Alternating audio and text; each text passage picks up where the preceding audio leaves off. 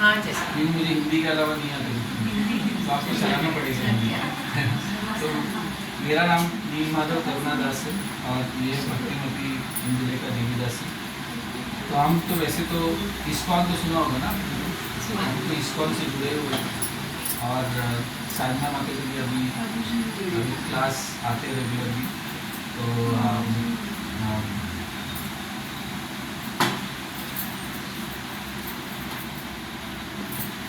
माता जी का बहुत बहुत धन्यवाद कि हम सबको एक अवसर दिया उन्होंने कि हम थोड़े कृष्ण के बारे में चर्चा कर सकते हैं।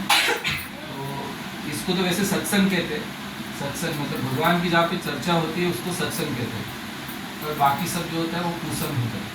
तो भगवान की चर्चा जो नहीं होती, जहाँ पे भगवान की चर्चा नहीं होती है वो सब कुसंग होता है। तो हमारे लिए तो सब ये सत्संग है और भगवान की चर्चा करना बहुत ही आवश्यक है, क्योंकि हमारा जो संबंध है भगवान के साथ हमेशा निरंतर से है संबंध। ये जो हमारे अभी जो परिवार में रह रहे ये संबंध एक समय के बाद सब छूट जाएंगे, लेकिन आप जब हम शरीर त्याग के जाते ये संबंधों को साथ तो नहीं नहीं जाते।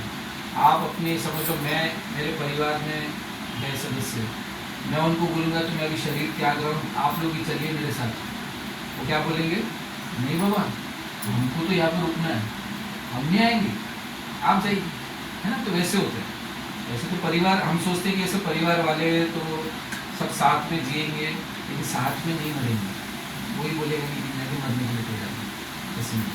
तो इसलिए हमको आज जो हम चर्चा करेंगे, हम भगवान कृष्ण के बारे में थोड़ा बहुत जानने का प्रयास करेंगे। आज जो होगा 8:30 तक प्रवचन होगा, तो 8:30 तक जो होगा उसमें भगवान कृष्ण के बारे में इतना सा भी हम जान लिए तो हमारा जीवन जो है सार्थक हो जाएगा।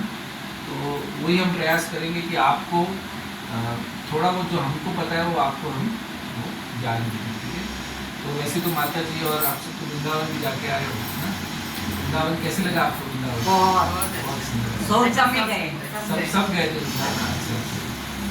वृंदावन गए तो इसके साथ स्वर्ग लगा ना, वो वृंदावन तो स्वर्ग से भी ऊपर है, स्वर्ग से ऊपर भी एक लोक है, अनेकों लोक है। तो स्वर्ग से ऊपर होता है वैकुंठ, वैकुंठ सुना होगा ना आपने, सुना है? और वैकुंठ के ऊपर है गोलोक। तो भगवान कृष्ण जो है वो गोलोक में विराजमान है, तो वो जो गोलोक जो है वही स्वयं वृंदावन भी है।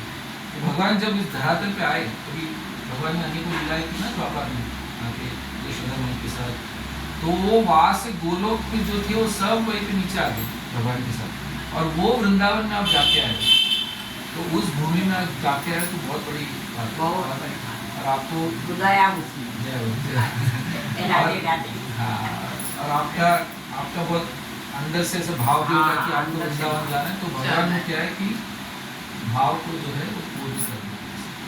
तो आज भगवान के बारे में जानने का प्रयास करेंगे। तो वृंदावन में तो वैसे तो दिव्य धाम है वृंदावन, हमको तो वैसे वृंदावन जाएंगे तो हमारे पास उतनी वो शक्ति नहीं है कि हम वृंदावन को समझ पाए, क्योंकि हम जाते तो हमको क्या दिखता है कि गलियाँ जो है छोटी छोटी है। मैं दो लफ्ज में बोलती, मेरे को 4 बेटे थे, 4 ही गए, ये 3 बेटी है मेरी, ये 1, 2 और 1 3। अब ये लेके गई मुझे, मेरे को कहीं मन ही नहीं लगता था। तो मेरे 4 बेटे गए, भगवान को लेके गया, मेरे को कहीं घर में आई तो आई रोना शुरू, बस सरिका। अभी उसको भी 3 बरस हो गए, लास्ट में मरने वाला वो तो पहले से गए 4 के 4। पर जब वृंदावन जाके आई फिर मैं बोली क्या है जग में, वही तो है सब, वही जाना है, सब छूट गया। नहीं तो सरिका रोती थी मैं तो मेरे बेटे, अभी कुछ नहीं मन में रखा, भगवान तू है और तू देखने वाला है, बस इतना मैं उसको सोचती हूँ, बस बाकी दूसरा कुछ नहीं। और आपकी बेटियां भी आपको लेके गई वृंदावन? हाँ, ये बेचारी मेरे को लेके गई और स्वर्ग दिखाया, बस इतना ही मैं बोलती। तो बहुत अच्छा कि आपको भगवान के बारे में इतना कुछ न जान के भी आपको वृंदावन जाने का अवसर मिला। ऐसे कई सारे लोग हैं जो भगवान के बारे में जानते हैं और उनको वृंदावन जाने का अवसर नहीं नहीं मैं तो ये वृंदावन मतलब वो बहुत ही कहते हैं कि जैसे हमने कहा कि दिव्य धाम है। जैसे मैं हम सब भूल गई। हाँ उधर वहाँ पे आपको भौतिक जो भी हम सोचते हैं ना बेटे का सब व्यावहारिक भूल जो भी गई, है, कुछ भी दुख ही भूल गई। वो सब आपको याद नहीं होगा वृंदावन में कुछ भी। आप जो रहेंगे पूर्ण रूप से आध्यात्मिकता में हिंदी समझ में आ रही है हाँ, हाँ। हाँ, जैसे मेरी हिंदी कुछ अच्छी नहीं है लेकिन मैं फिर नहीं प्रयास अच्छी करता है। हूँ। तो भगवान कृष्ण कृष्ण कृष्ण जो कृष्ण नाम है भगवान का उसका अर्थ क्या होता है? कृष्ण भगवान का जो नाम कृष्ण है उसका अर्थ तो होता है कि सर्व आकर्षित करने वाला, सबको आकर्षित कर ही लेता है कृष्ण। कृष्ण का आप रूप देखोगे ऐसे बांसुरी लेके खड़े हैं, त्रिभंग रूप में, तो सब लोग आकर्षित हो जाते हैं। तो नाम ही वैसे आकर्षित और मंगलमय। कृष्ण का आप जब भी नाम लोगे आपको हमेशा मंगलमय अनुभव होगा। क्योंकि ऐसी कोई भी परिस्थिति में जैसे आपको बहुत ही समस्या हो रही है, मानसिक समस्या हो रही है, तुरंत कृष्ण का नाम ले लीजिए। कृष्ण का नाम लेते ही आपको सब कुछ मंगलमय लगेगा, क्योंकि भगवान का नाम ही वही, भगवान ही दिव्य है ना, भगवान ही दिव्य है। और भगवान कृष्ण जो है इसके बारे में हम थोड़ी चर्चा करेंगे कि भगवान तो कृष्ण को ही भगवान बोला गया, क्योंकि भगवान कृष्ण जो है सबसे सर्वश्रेष्ठ है, सर्वश्रेष्ठ। जैसे माता जी ने कहा स्वर्ग लोक, ऐसे 14 लोक होते हैं ना, स्वर्ग लोक सबसे ऊपर होते हैं है ना। ये तो है भौतिक जगत में, ये भौतिक जगत में 14 लोक होते हैं ना, उसके स्वर्ग लोक सबसे ऊपर। लेकिन आध्यात्मिक जगत भी है जो हम सबको अनुभव करना चाहिए, और हमारा जीवन का लक्ष्य वही होना चाहिए कि हम आध्यात्मिक जगत में जाए। क्योंकि हमारा जीवन कैसे चल रहा है अभी पता है, अगर हम भगवान के साथ जुड़ेंगे नहीं तो हमारी मृत्यु के पश्चात हम वापस यहीं पे आएंगे। हम सब वापस पहले भी थे और आगे भी आते रहेंगे। शास्त्रों में इसका प्रमाण है। जैसे हम कहते हैं कि जन्म मृत्यु जरा व्याधि, ये 4 चीज फिक्स है। जन्म तो लेते ही सब है ना, और मृत्यु तो होता ही है सबका। उसके बीच में क्या आता है? जरा और व्याधि, मतलब क्या होता है कि बुढ़ापा आता है और रोग भी आता है। तो ये 4 चीज तो सबके पास होता ही है ना, और ये चलता ही रहता है चक्र, जन्म मृत्यु जरा व्याधि। तो आप लोग पहले भी आए हो और आगे भी आओगे। लेकिन प्रश्न ये उठता है कि अभी इसको बंद कैसे करें, मुझे वापस नहीं आना है यहाँ पे। ये तो इसमें क्या है, इस संसार में क्या है, दुख ही दुख है। आपको जो सुख मिलता है वो घंटों तक सालों तक रहता है, सुख नहीं रहता। लेकिन जो दुख मिलता है वो कई समय तक रहता ही है वो दुख, क्योंकि इस संसार में रहना मतलब दुख ही है। इस संसार में आपको एक ही चीज सुख दे सकता है, वो है भगवान सुख दे सकता है। तो भगवान के जितना आप संपर्क में रहेंगे उतना आपको सुख की प्राप्ति होगी, है ना। तो ये जन्म मृत्यु जरा व्याधि के चक्कर से निकलना है तो जल्द से जल्द भगवान कृष्ण के साथ जुड़ जाओ, क्योंकि वो ही आपको निकाल सकते हैं इस चक्कर से, है ना। तो इसलिए तो भगवान कृष्ण को सबसे सर्वश्रेष्ठ क्यों कहा गया? जैसे श्रीमद् भागवतम में एक श्लोक है, एते चंशु कलाप पुंस कृष्ण तू भगवान स्वयं। मतलब उस श्लोक में कहा गया कि कृष्ण तू ही है भगवान से, है ना। बाकी जो भगवान के अवतार है, जैसे आपने नरसिंहदेव को देखा होगा रूप, नरसिंहदेव का जो रूप है ना, और बाकी भगवान के अनेकों अवतार है, वो सिर्फ भगवान के अवतार है। लेकिन कृष्ण जो है सबसे सर्वश्रेष्ठ है। जैसे यहाँ पे कहा गया कृष्ण तू भगवान स्वयं। तो इसमें आगे और शास्त्रों में और भी प्रमाण दिया कि वासुदेवम सर्वमिति, मतलब भगवान वासुदेव जो है वो एक ही है और वो सबसे ऊपर है। हम सब देवी देवताओं की पूजा करते हैं, हम भी करते हैं, हम भी बचपन से करते हैं, हमारे भी परिवार में देवी देवताओं की पूजा करते हैं और अभी भी होती है परिवार में देवी देवताओं की पूजा। लेकिन वो देवी देवता जो भी आपको देते हैं वो भगवान की अनुमति से देते हैं, और इसका जो है पूर्ण रूप से इसका वर्णन किया गया है भगवद गीता में। भगवद गीता तो आप सबने सुना ही होगा। भगवद गीता जो है वो भगवान के उपदेश है। भगवान ने जो कुरुक्षेत्र की भूमि में जो उपदेश दिया अर्जुन को, है ना, वो है भगवद गीता। तो भगवान के मुख से निकला हुआ गीत है वो, इसलिए उसको भगवद गीता कहा है ना। तो वो जो उपदेश दिए गए वो सिर्फ अर्जुन के लिए नहीं उपदेश, वो उपदेश जो है हम सबके लिए। लेकिन हम क्या सोचते हैं कि ये शायद से मेरे लिए नहीं उपदेश, इसके लिए हो, या तो हम कभी कभी सोचते हैं कि हम जब वृद्धावस्था में रहेंगे तभी जाके पढ़ेंगे भगवद गीता। अरे लेकिन वृद्धावस्था में पहुंचने की गारंटी है किसी की? कहाँ पे भी ऐसा लिखा गया है कि आप जो है वृद्धावस्था में पहुंचोगे फिर ही आप शरीर त्यागोगे? नहीं, शरीर तो हम कभी भी त्याग सकते। हम अपने ऐसे भी अनुभव किया होगा कि कल मैंने किसी से बात किया, आज वो नहीं है ना? ऐसे भी होता है। क्यों होता है? क्योंकि वो ऐसे ही है, भगवान ने ऐसे ही लिखा है कि आपको जरूरी नहीं है कि आप वृद्धावस्था पहुंचोगे, है ना? तो जितना भी हमको समय मिलता है हमको भगवान के साथ जुड़ना चाहिए। तो ये हमारा उद्देश्य होना चाहिए जीवन का। बाकी परिवार के कार्य तो करना ही चाहिए हमको, लेकिन सबसे मूल उद्देश्य होना चाहिए कि भगवान के साथ जुड़े रहें। भगवान के साथ अनेकों रास्तों से आप जुड़ सकते हैं। जैसे आज आपने यहाँ पे भोग, भगवान को भोग अर्पण किया, वो भी एक सेवा है, भगवान के साथ जुड़े। जैसे हम घर पे अपने बच्चों को खिलाते हैं, वैसे आप यहाँ पे लड्डू को खिला रहे हैं, है ना? तो वो भी एक सेवा है। वैसे आप भगवान के साथ जुड़े हो, भगवान की शास्त्रों का अध्ययन करना चाहिए, भगवान के बारे में और जानना चाहिए, भगवान की क्या उपदेश है उसको जानना चाहिए। उसको समझने से आप भगवान के साथ जुड़ रहे हो। भगवान का नाम जप करना चाहिए, निरंतर नाम जप करना चाहिए। तो नाम जप करते करते आप भगवान के साथ जुड़ते हो। भगवान के बारे में कथा सुननी चाहिए, जैसे आप अभी सुन रहे हो, ये सब कथा सुन रहे हो, तो वैसे भगवान के साथ जुड़े। तो वैसे भगवान के साथ जुड़ने के अनेकों रास्ते हैं, लेकिन हम इतने बिजी हैं कि हमारे पास समय नहीं है भगवान के साथ जुड़ने का। हम जब कोई कठिन परिस्थिति में आती है, जब सर पे कुछ गिर जाता है, तब बोलते हे भगवान हमें बचाइए, है ना? ऐसे ही होता है ना, ये मनुष्य का स्वभाव है ना? तो इस कठिन परिस्थिति में क्यों भगवान से जुड़ना है? जब ये अच्छी परिस्थिति है तभी भी भगवान से जुड़िए। भगवान के साथ निरंतर जुड़े रहना चाहिए। आपको ये जो अभी आप अनुभव कर रहे हो, ये जो आप अनुभव कर रहे हो, ये आनंद नहीं, ये सुख है। सुख का अनुभव कर रहे हो। सुख और आनंद में क्या अंतर है? सुख जो होता है कि आपको थोड़े समय तक वो सुख मिलता है, लेकिन आनंद जो है हमेशा तक रहेगा। और भगवान के साथ आप जुड़ोगे तो आपको आनंद का अनुभव होगा। तो इसलिए हमको भगवान के साथ हमेशा जुड़ना चाहिए। और भगवान श्री कृष्ण, जैसे हमने कहा कि सर्वश्रेष्ठ है, ये हम नहीं कह रहे, इसका शास्त्रों में इसका वर्णन किया गया है। हम कौन होते कहने के? जैसे कोई कहता है कि शिव जी श्रेष्ठ है, कोई कहता है कि गणेश जी श्रेष्ठ है, कोई कहता है कि देवी है, लेकिन शास्त्रों में वर्णन किया गया। हमने अभी बताया आपको, कृष्णस्तु भगवान स्वयं, ये शास्त्रों में वर्णन किया गया। कोई भी शास्त्र में आपने सुना है कि शिव जी श्रेष्ठ है, कोई भी शास्त्र में आपने सुना है, वो सब भगवान के जो है, वो सब भगवान की आराधना करते हो, भगवान को पूजा करते, वो भी करते, भगवान के तप करते, शिव जी तप कर रहे। शिव जी को सबसे सर्वश्रेष्ठ वैष्णव कहा गया है। तो वैष्णव कौन होता है? वैष्णव वो होता है जो विष्णु की पूजा करता है, विष्णु के बारे में ध्यान करता है। तो शिव जी को सबसे सर्वश्रेष्ठ वैष्णव कहा गया, तो वो भी भगवान के बारे में स्मरण करे, वो भी भगवान की आराधना करे। तो कृष्ण जो है वो सबसे सर्वश्रेष्ठ भगवान कहा गया। और भगवान कृष्ण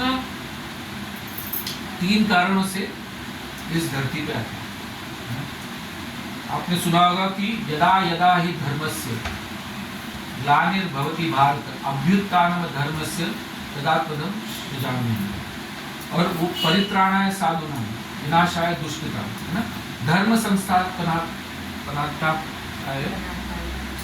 संभवामि युगे युगे। तो इसका क्या होता है? भगवान 3 कारणों से, एक तो धर्म की, एक तो पहले साधुओं की रक्षा करनी है। साधु कौन होते हैं? जो भक्त होते हैं। ये जो हम सब भक्त है भगवान के, उनकी रक्षा करने के लिए भगवान आते हैं ना। और दूसरा जो होता है, दूसरा कारण से आते हैं अभक्तों का विनाश करने के लिए, है ना। और तीसरा कारण होता है धर्म की स्थापना करने के लिए। ये 3 कारणों से आते हैं। जैसा कुरुक्षेत्र, जैसा हमने सब महाभारत सुना होगा, देखा होगा, तो भगवान ने क्या किया? भगवान ने उनके पहले बात, उनकी जो भक्तों की रक्षा करने के लिए आए। उनके भक्त कौन थे? पांडव, है ना, उनकी रक्षा करने के लिए आए। और अधर्मियों का विनाश करने के लिए आए। अधर्मी कौन थे? कौरव, है ना। युधिष्ठिर के पक्ष के, धृतराष्ट्र के पक्ष के थे, वो सब अधर्मी थे। और जो पांडव थे वो सब धर्म के पक्ष में थे। और फिर भगवान ने धर्म की स्थापना कर दी, तो युद्ध के पश्चात धर्म की स्थापना कर दी। तो भगवान इस 3 कारणों के लिए इस धरती पे आते हैं। तो जैसे देखेंगे कि भगवान राम भी उसके लिए आए थे। जब रावण का जो है बहुत ही, जो उसकी जो रावण जो है बहुत ही अत्याचार कर रहा था तभी तो सब देवी देवता गए भगवान राम के विष्णु के पास कि अभी क्या मतलब इतना कुछ हो रहा है, आप हमें इससे बचाइए। तभी भगवान राम ने जन्म लिया। भगवान राम ने उस कारण से जन्म लिया ताकि वो अपने भक्तों की रक्षा कर सके, है ना, और अधर्मियों का विनाश कर सके, रावण का विनाश कर दिया। और उन्होंने धर्म की क्या करते स्थापना कर दी। विभीषण जो रावण के भाई है उनको राज्य दे दिया, है ना। विभीषण जो है भगवान राम के भक्त थे, है ना? तो वैसे तो इस कारण से भगवान हमेशा आते इस धरा पर, ठीक है। तो भगवान आते और भगवान कुछ ना कुछ हमको सिखा के जाते हैं। तो हमारा ये उत्तरदायित्व तो रहना चाहिए कि हमको वो जो भगवान ने जो हमको सीख दी है उसको हम समझे और हमारे जीवन में उसको उतारे। ये बहुत इम्पोर्टेंट होता है। नहीं तो ये प्रवचन तो आज 1.5 घंटे का चलेगा, है ना, आप इसको सुन लोगे तो वापस आप अपने जीवन में चले जाओगे। लेकिन आपको समझना बहुत जरूरी है। आज कितने माता जी कितने भक्तों को बुलाया था? 30, है ना। 30 में से देखिए कितने आए अभी तक, 10-12।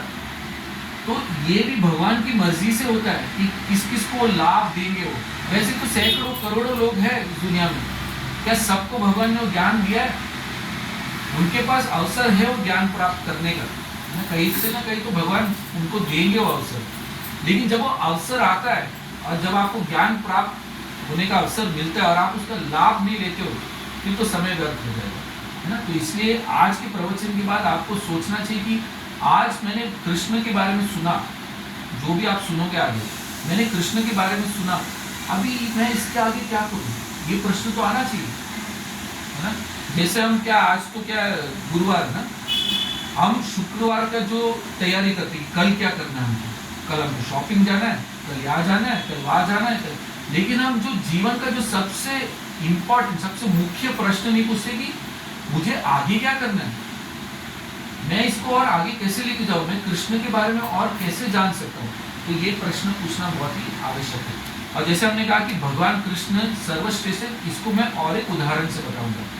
भगवान में अनेकों गुण हैं। तो ब्रह्मा जी को सब जानते हैं ना, ब्रह्मा जी और शिव जी में टोटल है 56 क्वालिटीज। 56 को क्या कहते हैं हिंदी में? 56 गुण है। उनके ऊपर है भगवान विष्णु के अंदर और 4 अधिक मात्रा में गुण है, तो उनके पास 60 गुण है, 60 गुण है भगवान विष्णु के पास। और उनके ऊपर है भगवान कृष्ण जिनके पास 64 गुण है, 64 क्वालिटीज है। तो ये सब गुणों का वर्णन जो है शास्त्रों में किया गया। तो इससे समझ में आता है कि सर्वश्रेष्ठ कौन है। सबसे ऊपर है भगवान कृष्ण, क्योंकि उनके पास जो है सबसे ज्यादा गुण है, 64 गुण, ठीक है। तो इसको और भगवान को हम जानने का और थोड़ा प्रयास करेंगे। तो अभी भक्तिमती माता जी से कहूँगा कि आप थोड़ा इसको आगे लेके चलो, जान सकते बाकी।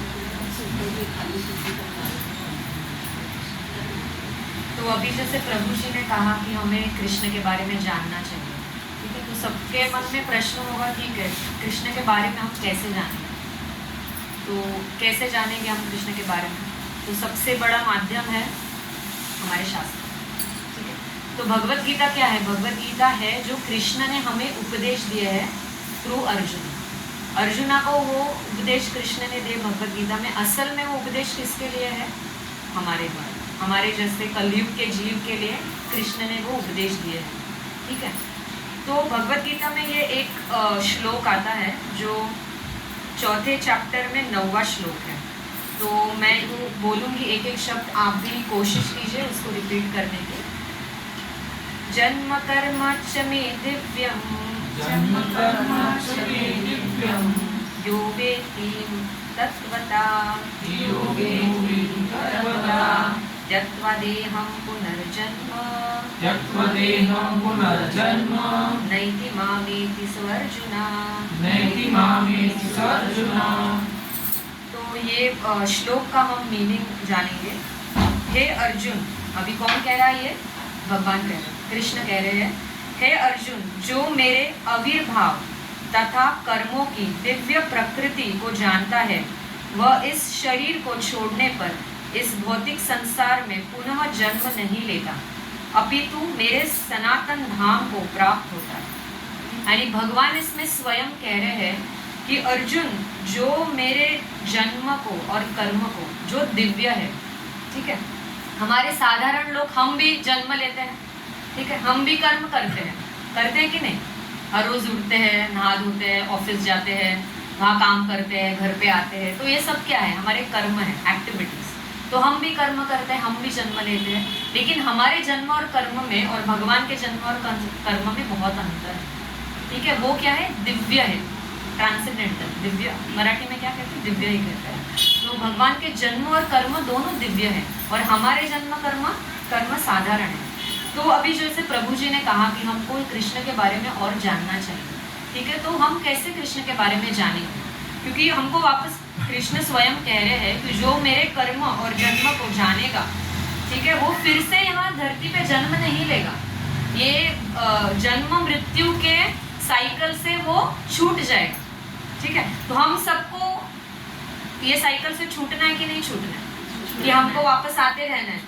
हाँ, ये झाड्या सांगितलंय ना तुकाराम महाराजांनी, परत आईच्या गर्भामध्ये जन्म घ्यायचा आहे का? नहीं, गर्भात 9 महीने तशा घाणीत काढायच्यात आपल्याला नहीं। तो इसको हमको, ये साइकिल को हमें तोड़ना है। तो कैसे तोड़ सकते हैं? तो कृष्ण को जानने से हम ये साइकिल टूट सकते हैं। तो हम उसको थोड़ा बहुत एफर्ट करेंगे कि हम इस श्लोक के बारे में और जाने, कृष्ण के बारे में और जाने। तो जैसे सबको मटेरियल लाइफ, भौतिक जीवन में सबको प्रॉब्लम्स होते हैं कि नहीं होते हैं? होते हैं सब। यहाँ जो भी बैठे हैं, क्या वो बोल सकता है कि मैं सबसे सुखी हूँ, कि मेरे जीवन में कोई भी प्रॉब्लम नहीं है, आई एम वेरी हैप्पी? आज कोई बोल सकता है? नहीं बोल सकता। हम सबको प्रॉब्लम्स है कि नहीं है, ठीक है? लेकिन सबसे बड़ा प्रॉब्लम कौन सा है? आप पैसे प्रॉब्लम है सबसे बड़ा, और शांति, और क्या प्रॉब्लम्स है? बीमारियाँ, ठीक है? आपको लगता है ये सारे सब बहुत बड़े प्रॉब्लम्स है, जैसे पैसे का प्रॉब्लम है या शांति नहीं है, कुछ भी करे लेकिन हमको शांति प्राप्त नहीं हो रही है, या बीमारियाँ आती रहती है, ये अब हमको लगता है ये सबसे बड़ा प्रॉब्लम है। लेकिन क्या ये प्रॉब्लम हमेशा रहता है क्या? अब हमेशा बीमार होते हो? नहीं। पैसे का प्रॉब्लम हमेशा रहता है? नहीं रहता। तो फिर हम कैसे बोल सकते हैं कि ये सबसे बड़ा प्रॉब्लम? कृष्ण ने कहा है भगवत गीता में, मात्र स्पर्शस्तु कौन्तेय, क्या?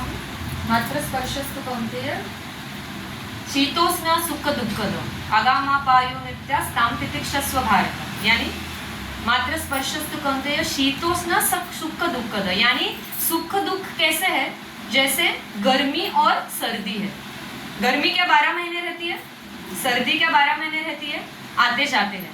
वैसे ही जीवन में सुख और दुख आते जाते हैं। तो ये परमानेंट नहीं है, ये टेम्पररी है, यानी ये सबसे बड़ा प्रॉब्लम नहीं है, ठीक है? तो सबसे बड़ा प्रॉब्लम क्या है? जन्म और मृत्यु का जो ये साइकिल है, ये सबसे बड़ा प्रॉब्लम है। तो हमको इस साइकिल से बाहर आना है। तो ये कौन सिखाएगा हमें? कौन सी यूनिवर्सिटी सिखाती है? स्कूल में अभी हम इतना पढ़ते हैं, आप सब ग्रेजुएट, पोस्ट ग्रेजुएट, मास्टर्स, लेकिन कोई भी कोर्स में ये सिखाया गया है क्या कि आप जन्म मृत्यु के साइकिल से कैसे बाहर आओगे? हमने सीखा है? मैंने तो नहीं सीखा, हमने किसी ने सीखा। यानी ये जो मॉडर्न एजुकेशन है, हमको ये बारे में नहीं सिखाते। हमको क्या सिखाते हैं? पैसे कैसे कमाएं और सुविधा कैसे बढ़ाएं। हाँ, और वो सुविधा बढ़ाते बढ़ाते lifestyle diseases, diabetes, blood pressure, ये सब कॉम्प्लीमेंट्री है, राइट? तो हमारे एजुकेशन सिस्टम ये हमें नहीं सिखाता। लेकिन क्योंकि हमारा जन्म भारत में हुआ है, हम सबसे बहुत फॉर्चुनेट है क्योंकि हमारे पास भगवत गीता है। तो ये ज्ञान कहाँ से मिलेगा हमें? भगवत गीता से, भागवतम से, जो हमारे शास्त्र है। जो बचपन से हमें बच्चों को भी ये नॉलेज देना चाहिए।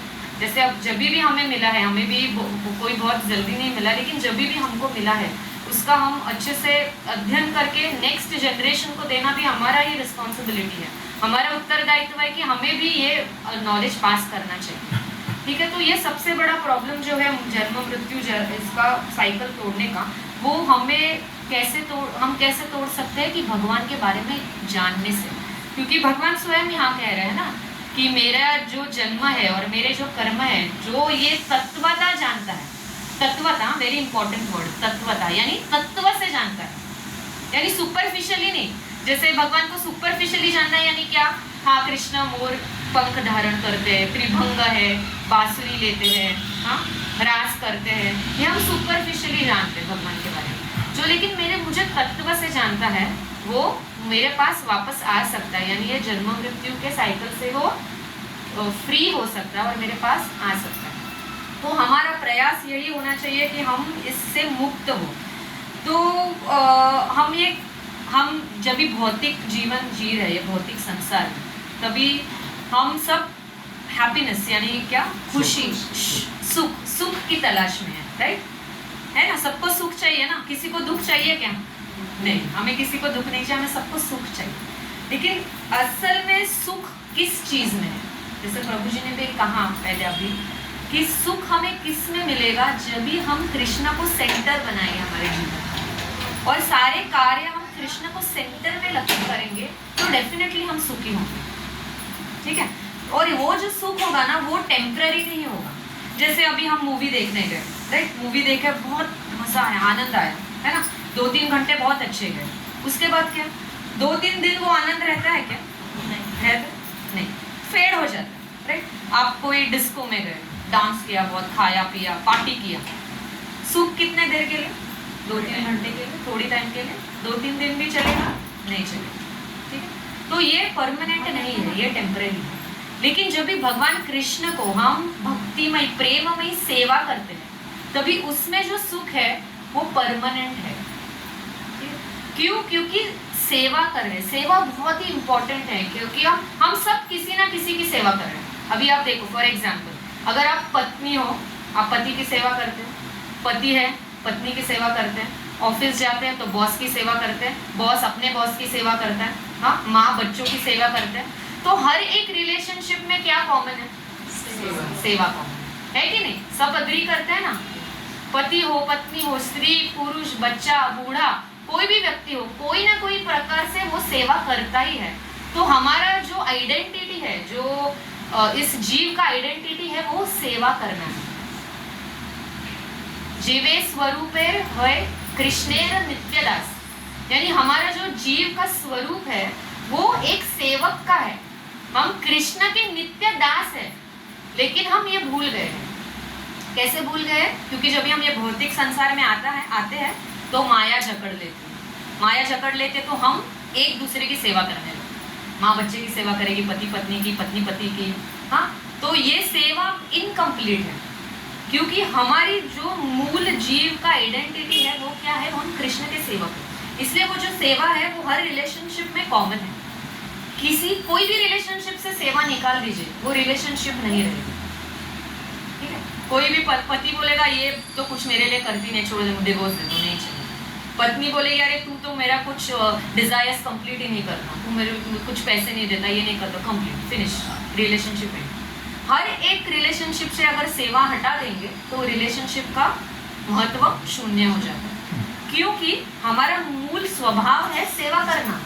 हर जीव का, मैं ये बॉडी का बात नहीं कर रही हूँ, इसके अंदर जो आत्मा वस्ती है, जो परमात्मा का अंश है, उसका जो मूल स्वरूप है वो सेवा करना है ना। तो अगर हम सेवा हटा देंगे तो हमारा कोई भी अस्तित्व नहीं रहेगा। इसलिए हमको कृष्ण को सेंटर में रखना है, यानी क्या करना है? हमको सेवा करनी है, ठीक है। सेवा कैसे करेंगे हम कृष्ण की? कैसे करेंगे?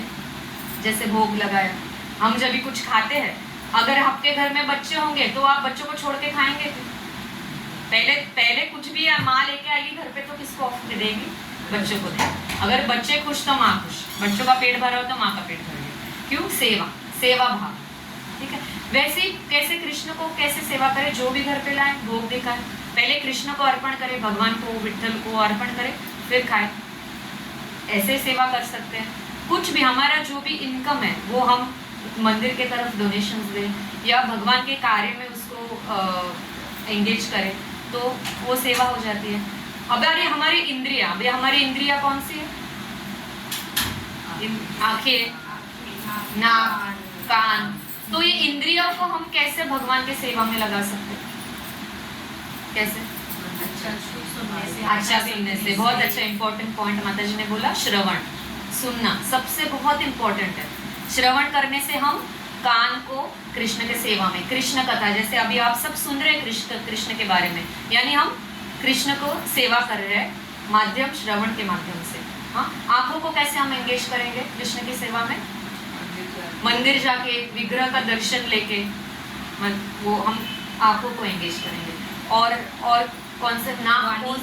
वाणी है, यस, कृष्ण कथा करने से, कृष्ण के बारे में पढ़ने से, भगवत गीता शास्त्र अध्ययन करने से हम वाणी को, नाम जप सबसे इम्पोर्टेंट, हरिनाम जप करने से हम वाणी को एंगेज कर सकते हैं, प्रसाद खाने से वाणी को एंगेज कर सकते हैं। तो ऐसे हम सारी इंद्रियां जब भी कृष्ण के सेवा में एंगेज करेंगे तो डेफिनेटली हम कृष्ण के बारे में और जान सकेंगे। क्योंकि सेवा से क्या उत्पन्न होता है? अभी सेवा आप कभी करते हो, एक रिलेशन में सेवा कभी करते हो? आप सबकी जाके सेवा करते हो क्या? अभी रास्ते पे कोई भी चल रहा है, आप उसकी सेवा करते हो?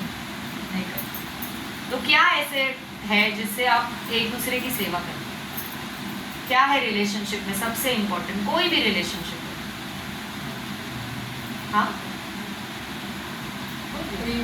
प्रेम। बहुत सही कहा माता जी, प्रेम। जहाँ प्रेम है वहाँ सेवा है, ठीक है। तो सेवा करने से हम कृष्ण के प्रति प्रेम उत्पन्न कर सकते हैं।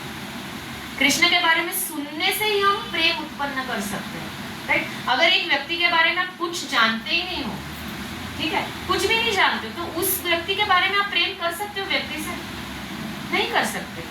अभी कोई फिल्म स्टार हमें देख के अच्छा लगता है, जब भी हम उसके बारे में और जानते हैं तो हमें क्या होता है? हाँ, ये इतना अच्छा है, ये इतना, ये पता है, ये कॉलेज में था, पता है, ये इधर रहता था, ये एरिया में रहता था। ये सब हम उसके बारे में जब भी जानने लगते हैं तभी ये हमारे हृदय में उसके बारे में भावनाएं उत्पन्न होने लगती। वैसे ही अगर कृष्ण को हमें जानना है, प्रेम करना है, तो कृष्ण के बारे में हमको जानना पड़ेगा, ठीक है। प्रेम करना और प्रेममयी भक्ति में और सिर्फ डर के भक्ति में बहुत डिफरेंस है कि नहीं? अभी 90% मैं भी वैसे ही थी, मैं कुछ सब करते थे इसलिए मैं करती, है ना। अब मम्मी ने कहा यहाँ पैर पड़ना है, मंदिर जाना है, प्रदक्षिणा करना है, क्यों करना है, क्या करना है, हमें कुछ पता नहीं। क्यों? क्योंकि हम कृष्ण के विषय में कुछ जानते ही नहीं थे। अगर हम जानते नहीं है तो हम प्रेम कैसे करेंगे? तो जानने के लिए हमको क्या करना पड़ेगा? शास्त्रों का अध्ययन करना पड़ेगा, भगवत गीता, भागवतम और भी कोई शास्त्र है जहाँ कृष्ण के बारे में कथाएं चल रही है, कथा सुनना पड़ेगा, नाम जप करना पड़ेगा, तो ही हम कृष्ण के बारे में जान सकते हैं, कृष्ण के बारे में प्रेम कर सकते हैं, ठीक है। तो प्रेममयी सेवा यानी डिवोशनल सर्विस, प्रेममयी सेवा करने से ही हम कृष्ण को तत्वतः जान सकते हैं। तत्वतः जानने में और ऐसे जानने में बहुत अंतर है कि नहीं? जैसे मैंने पहले अभी कहा, बस रूप से ऐसे जान सकते हैं, वो तो ऊपर ही जानना होगा। लेकिन अगर हम कृष्ण को तत्व से जानना चाहते हैं तो हमें क्या करनी पड़ेगी? प्रेममयी सेवा करनी पड़ेगी, डिवोशनल सर्विस। क्या करना पड़ेगा? प्रेममयी सेवा, यानी अभी मैंने कहा था आपको कैसे कर सकते हो प्रेममयी सेवा? सुन के अच्छा बात, कृष्ण के बारे में बात करके, नाम जप करने से। तो अभी जैसे हमने सुना कि हमारा जो रियल आइडेंटिटी है यानी कृष्ण के दास है, हम रियल आइडेंटिटी है, लेकिन वो आइडेंटिटी हमने खो दी है। क्या हम जानते थे ये कि हम कृष्ण के दास हैं? नहीं, हम जानते थे, हम सोचते थे एक दूसरे के दास हैं, एक दूसरे के हमको सेवा करनी, यही हम जानते थे, राइट। तो प्रभुपाद जी ने, जो हमारे फाउंडर आचार्य है इस्कॉन के, श्रील प्रभुपाद, तो उन्होंने एक बहुत अच्छा एग्जाम्पल दिया इस बारे में। उन्होंने कहा कि जैसे एक बहुत रईस पिता का पुत्र है और वो कहीं खो गया है, वो घर से बहुत कहीं घूम गया है, अपना रास्ता भटक गया है और वो इधर उधर घूम रहा है, परेशान है, भूखा प्यासा घूम रहा है, ठीक है। और वो एक व्यक्ति को मिलता है तो वो बहुत भूखा है, वो जो पुत्र है उसका, वो बहुत भूखा है। वो बोलता है मुझे हेल्प करो, मुझे बहुत भूख है। तो ये व्यक्ति ने उसको क्या दिया? खाना दिया, पानी दिया, ठीक है। क्या लेकिन उसका प्रॉब्लम सॉल्व हो गया? उसका प्रॉब्लम सॉल्व हुआ कि नहीं हुआ? थोड़ी देर के लिए हुआ, 2-3 घंटे के लिए उससे भूख नहीं लगेगी, लेकिन टेम्परेरी सॉल्व हुआ क्या उसका प्रॉब्लम? परमानेंटली सॉल्व हुआ क्या प्रॉब्लम उसका? नहीं हुआ। उसका प्रॉब्लम है क्या एक्चुअली? घर जाना, वो भटक गया। यस, वो भटक गया, उसको घर जाना है। वो एक्चुअली कौन है? बहुत रईस पिता का पुत्र है, लेकिन वो अपना रास्ता भटक गया, अपना घर भूल गया है, तो हमारी भी स्थिति वही है। हमारे जो पिता है बहुत रईस है कि नहीं रईस, है ना, लक्ष्मीपति है वो, जहाँ सहस्त्र लक्ष्मी उसके सेवा में है, सहस्त्र एक नहीं, सहस्त्र लक्ष्मी उसके सेवा में है, वैसे पिता हमारे हैं। तो हम तो रईस है कि नहीं है ना। लेकिन प्रॉब्लम क्या है, हम भटक गए हैं। हम सोचते हैं ये मेरी माँ है, ये मेरा पिता है, ये मेरा भाई है, ये मेरी बहन है, ठीक है, ये सब भौतिक स्तर पे है। लेकिन ये जब भी बॉडी छूट जाएगा, ये शरीर छूट जाएगा, तो क्या, कौन सी माँ कौन सा पिता, ऐसे तो कितने शरीर धारण किए हमने, कितने माँ पिता बदल लिए, है कि नहीं। लेकिन हमारा परमानेंट एड्रेस क्या है, we belong to Krishna, we belong to the spiritual world. तो ये जो स्पिरिचुअल वर्ल्ड यानी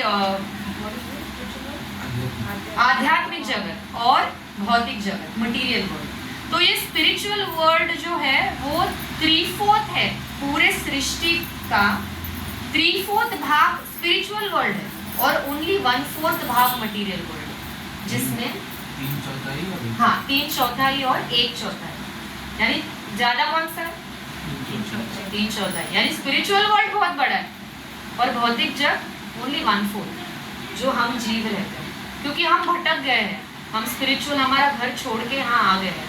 तो हमारे जीवन का एक ही उद्देश्य होना चाहिए, क्या होना चाहिए, जैसे वो बेटे का था, रईस आदमी के बेटे का क्या लक्ष्य था, खाना पीना नहीं, वापस घर। तो हमारा भी क्या लक्ष्य होना चाहिए, हमें वापस घर जाना है, हमें खाकर पीकर मजे कर कर इंद्रियों को तृप्त कर कर जीना नहीं है। ये हमें अटकाने आई है, हमारी इंद्रियां हमें अटकाएगी, इधर ही अटकाएगी। अच्छा दारू पीना है, अच्छा पियो, मांस खाना है, खाओ, मजे करो, वापस। That is the price you have to pay, ठीक है। So our long term goal क्या होना चाहिए कि हमको ये इंद्रियों के चंगुल से निकलकर हमको वापस हमारे घर जाए, जो है गोलोक वृंदावन। अभी माता जी आप सोचिए, आप वृंदावन गए तो आपका क्या एक्सपीरियंस था, आपको बहुत सुख मिला ना, आनंद बहुत। वो सुख आप किसी से कंपेयर कर सकते हो, कोई मूवी देखने से, कोई पार्टी में जाने से नाही, ते तुम्ही कंपेअर नाही करू शकत। तर तेच गोलोक वृंदावन मध्ये त्याच्यापेक्षा कितीतरी पटीने तो आनंद आहे, कारण ते आपलं घर आहे। झोपल्यावर मी ती सगळी जागा जाय सगळं आठवतं की नाही, बरोबर, तो वही है। तो आप सोचिए जो गोलोक वृंदावन का भाग है, मेन गोलोक स्पिरिचुअल वर्ल्ड के गोलोक वृंदावन का भाग जो भौतिक जगत में उतारा, जब भी कृष्ण ने जन्म लिया तो वो वृंदावन का भाग यहाँ पर आया। ये जो वृंदावन हम जाते हैं मथुरा में, ये भौतिक जगत का भाग है ही नहीं, वो तो आध्यात्मिक जगत का भाग है। इसलिए जो हम वहाँ एक्सपीरियंस करते हैं वो डिविनिटी, वो हम मुंबई में नहीं एक्सपीरियंस करते। इमीडिएटली हमको फर्क अंतर समझ जाता है जब भी हम मुंबई आते हैं, ये तो कुछ और ही था, ठीक है। तो आप इमेजिन कर सकते हैं कि स्पिरिचुअल वर्ल्ड में जो सुख और आनंद है वो यहाँ के कंपैरिजन में कुछ भी नहीं। तो हमारा एक ही उद्देश्य होना चाहिए कि हमें वापस हमारे घर जाना है, जो हमारा real identity, our real home, our real address is Goloka Vrindavan, ठीक है। तो इसके लिए वापस हमारे घर जाने के लिए हम कैसे घर जा सकते हैं, वो ये श्लोक में बोला है कृष्ण भगवान ने कि जो मुझे तत्व से जानता है वो ये जन्म मृत्यु के बंधन से छूट जाता है और वापस वो मेरे धाम आता है, ठीक है। तो हमारा प्रयास क्या होना चाहिए कि हमको कृष्ण को तत्व से जानना है। ये जन्म में, ये मनुष्य जन्म में, ये मनुष्य जन्म बहुत ही वैल्यूएबल है, बहुत ही वैल्यूएबल है, क्योंकि एक कुत्ते और बिल्ली कृष्ण को जान सकते हैं क्या? नहीं। हरि नाम जप कर सकते हैं? नहीं कर सकते। क्यों नहीं कर सकते? क्योंकि उसमें और हमें अंतर है ना। क्या अंतर है? मनुष्य में आके भगवान का नाम लेते रहते हैं। एग्जैक्टली। तो हमारे अंतर है कि बुद्धि दी है, वो बुद्धि, वो कॉन्शियसनेस एक पशु में नहीं है, सिर्फ मानव में है। तो हमारे जो शिक्षा गुरु है बहुत अच्छा एग्जाम्पल देते हैं कि आपके पास एक हेलीकॉप्टर है, ठीक है, आपके पास एक हेलीकॉप्टर है, तो क्या आप हेलीकॉप्टर लेके सब्जी लेने जाओगे क्या? तो क्या होगा अगर आप हेलीकॉप्टर लेके सब्जी लेने गए तो क्या होगा? हाँ, एक्सीडेंट हो जाएगा। और और पॉसिबल ही नहीं है। पॉसिबल नहीं। और लोग बोलेंगे अरे क्या मूर्ख आदमी है, हेलीकॉप्टर लेके सब्जी लेने जा रहा है। तो वही स्टेट हमारी है।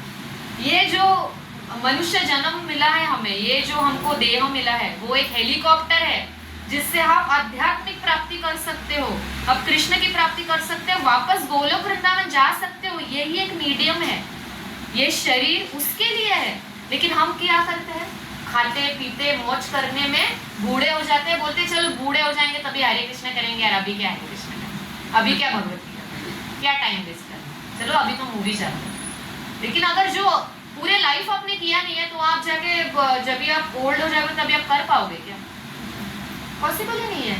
जो आपको हैबिट्स है वो अगर हैबिचुएटेड आप नहीं है, आप जब करने के हैबिचुएटेड नहीं है, अगर आप मंदिर जाने के हैबिचुएटेड नहीं है, तो आप सोचते हो 60 इयर्स होने के बाद आप जा पाओगे, जहाँ पर ये शरीर ऑलरेडी क्षीण हो चुका है, इसमें कोई ताकत ही नहीं है, आप बैठ के जब भी नहीं कर पाओगे, दांत गिर जाएंगे, कृष्ण शब्द भी नहीं बोल पाओगे, तभी आप करोगे।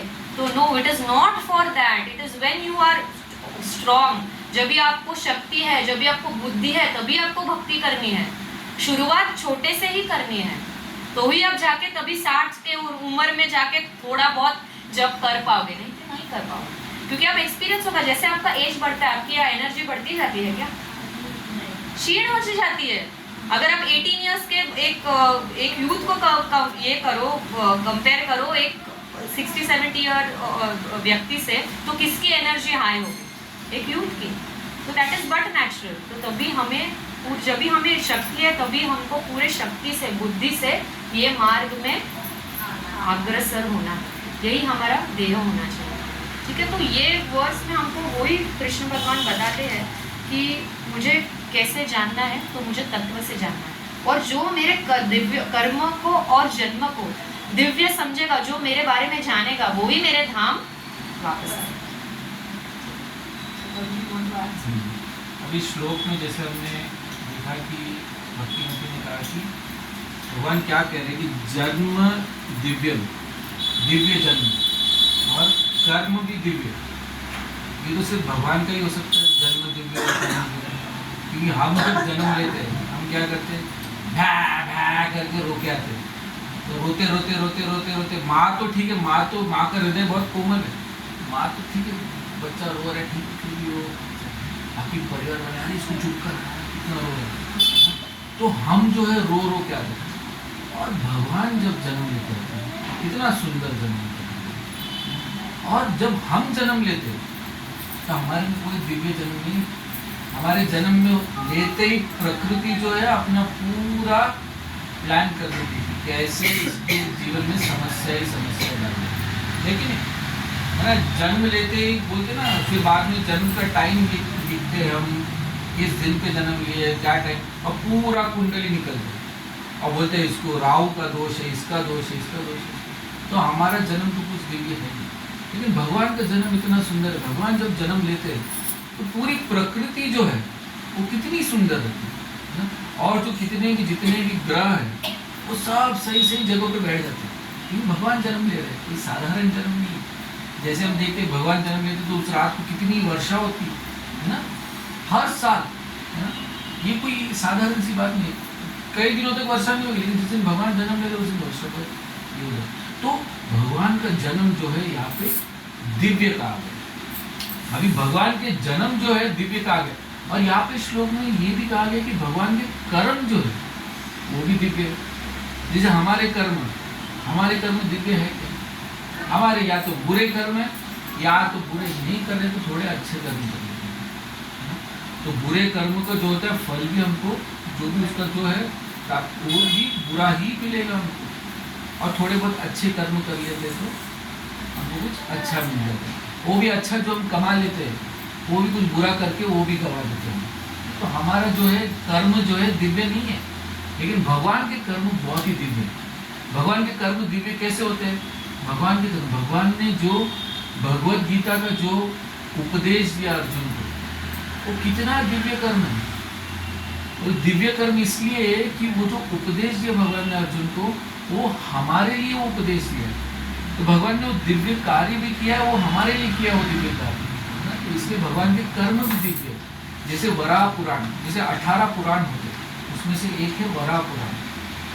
वराह पुराण में भगवान जो वराह देव है ना, वही भगवान के अंश है। अगर अंश मतलब भगवान के अवतार है वराह देव। तो वराह देव ने पृथ्वी देवी से कहा वराह पुराण में कि ये जो भगवत गीता है, ये जो गीता है, ये जिसके घर में ये भगवत गीता होती है, या फिर जिसके घर में भगवत गीता का पाठ होता है, पठन करते हैं ना, भगवत गीता का पठन करते हैं, तो जिसके घर में भगवत गीता होती है और जिसके घर में यहाँ भगवत गीता का पाठ होता है, वहां पे जो जितने भी तीर्थ स्थल है, जितने भी तीर्थ स्थान है, वो सब वहां पे आके सम्मिलित हो जाते हैं। जिसके घर में भगवत गीता होती है या भगवत गीता का पाठ हो रहा है, सिर्फ तीर्थ स्थल नहीं, जो देवी देवता है, जो देवी देवता है, या फिर जो भगवान के जो पार्षद है, जो गोपियां है, जो ब्रजवासी है, भगवान स्वयं वहां पे आके विराजमान हो जाते हैं। तो जहाँ पे भगवत गीता होती है या भगवत गीता का पाठ होता है, वहां पे ये सब मंगलमय कार्य होते हैं, क्योंकि जितने भी तीर्थ है सब आ जाते हैं ना, और भगवान के जितने भी पार्षद है, भगवान के जितने भी भक्त है, वो सब आके विराजमान हो जाते हैं। तो जहाँ पे भी कृष्ण की कथाएं होती है ना, वहाँ पे सिर्फ हमको तो यही दिख रहा है अभी, लेकिन ऐसे कई अनेक जीव है जो यहाँ पे आके विराजमान है, जो हम हमारे नेत्रों से देख नहीं सकते। तो वो आके विराजमान है और कृष्ण की कथाओं के बारे में वो श्रवण कर रहे हैं। तो श्रवण जो है बहुत ही सबसे मुख्य चीज है हमारी। तो भगवान का जो कर्म जो है वो भी दिव्य है ना। तो जैसे भगवान ने जब 7 वर्ष की आयु में भगवान ने गिरिराज जी को धारण किया था अपने अंगुष्ठ में, ये तो सबको पता ही था। कितना दिव्य कर्म है वो भगवान का। तो गिरिराज जी को वो धारण करके है ना, वो हमको कितना कुछ उसमें से पता चला लीलाओं के बारे में है ना। तो भगवान ने ऐसे अनेकों लीलाएं की जो बहुत ही दिव्य रूप में। तो भगवान की इस लीलाओं का हमको जो है श्रवण करना चाहिए, उसका पठन करना चाहिए, समझना चाहिए कि भगवान और हर एक लीलाओं में भगवान ने एक हमारे लिए कुछ ना कुछ तो जो है उद्देश्य छोड़ के गए। हमको कुछ तो समझ में आएगा वो लीलाओं से। जैसे भगवत गीता से, भगवत गीता में अर्जुन की क्या व्यवस्था परिस्थिति थी, अर्जुन की परिस्थिति भी हमारे जैसी है।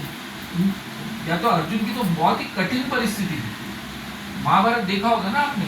तो अर्जुन युद्ध करने से पहले उन्होंने निर्णय लिया कि मैं युद्ध नहीं करूंगा, क्योंकि ये सब मेरे सगे संबंधी है, मुझे युद्ध नहीं। और कौन है सगे संबंधी?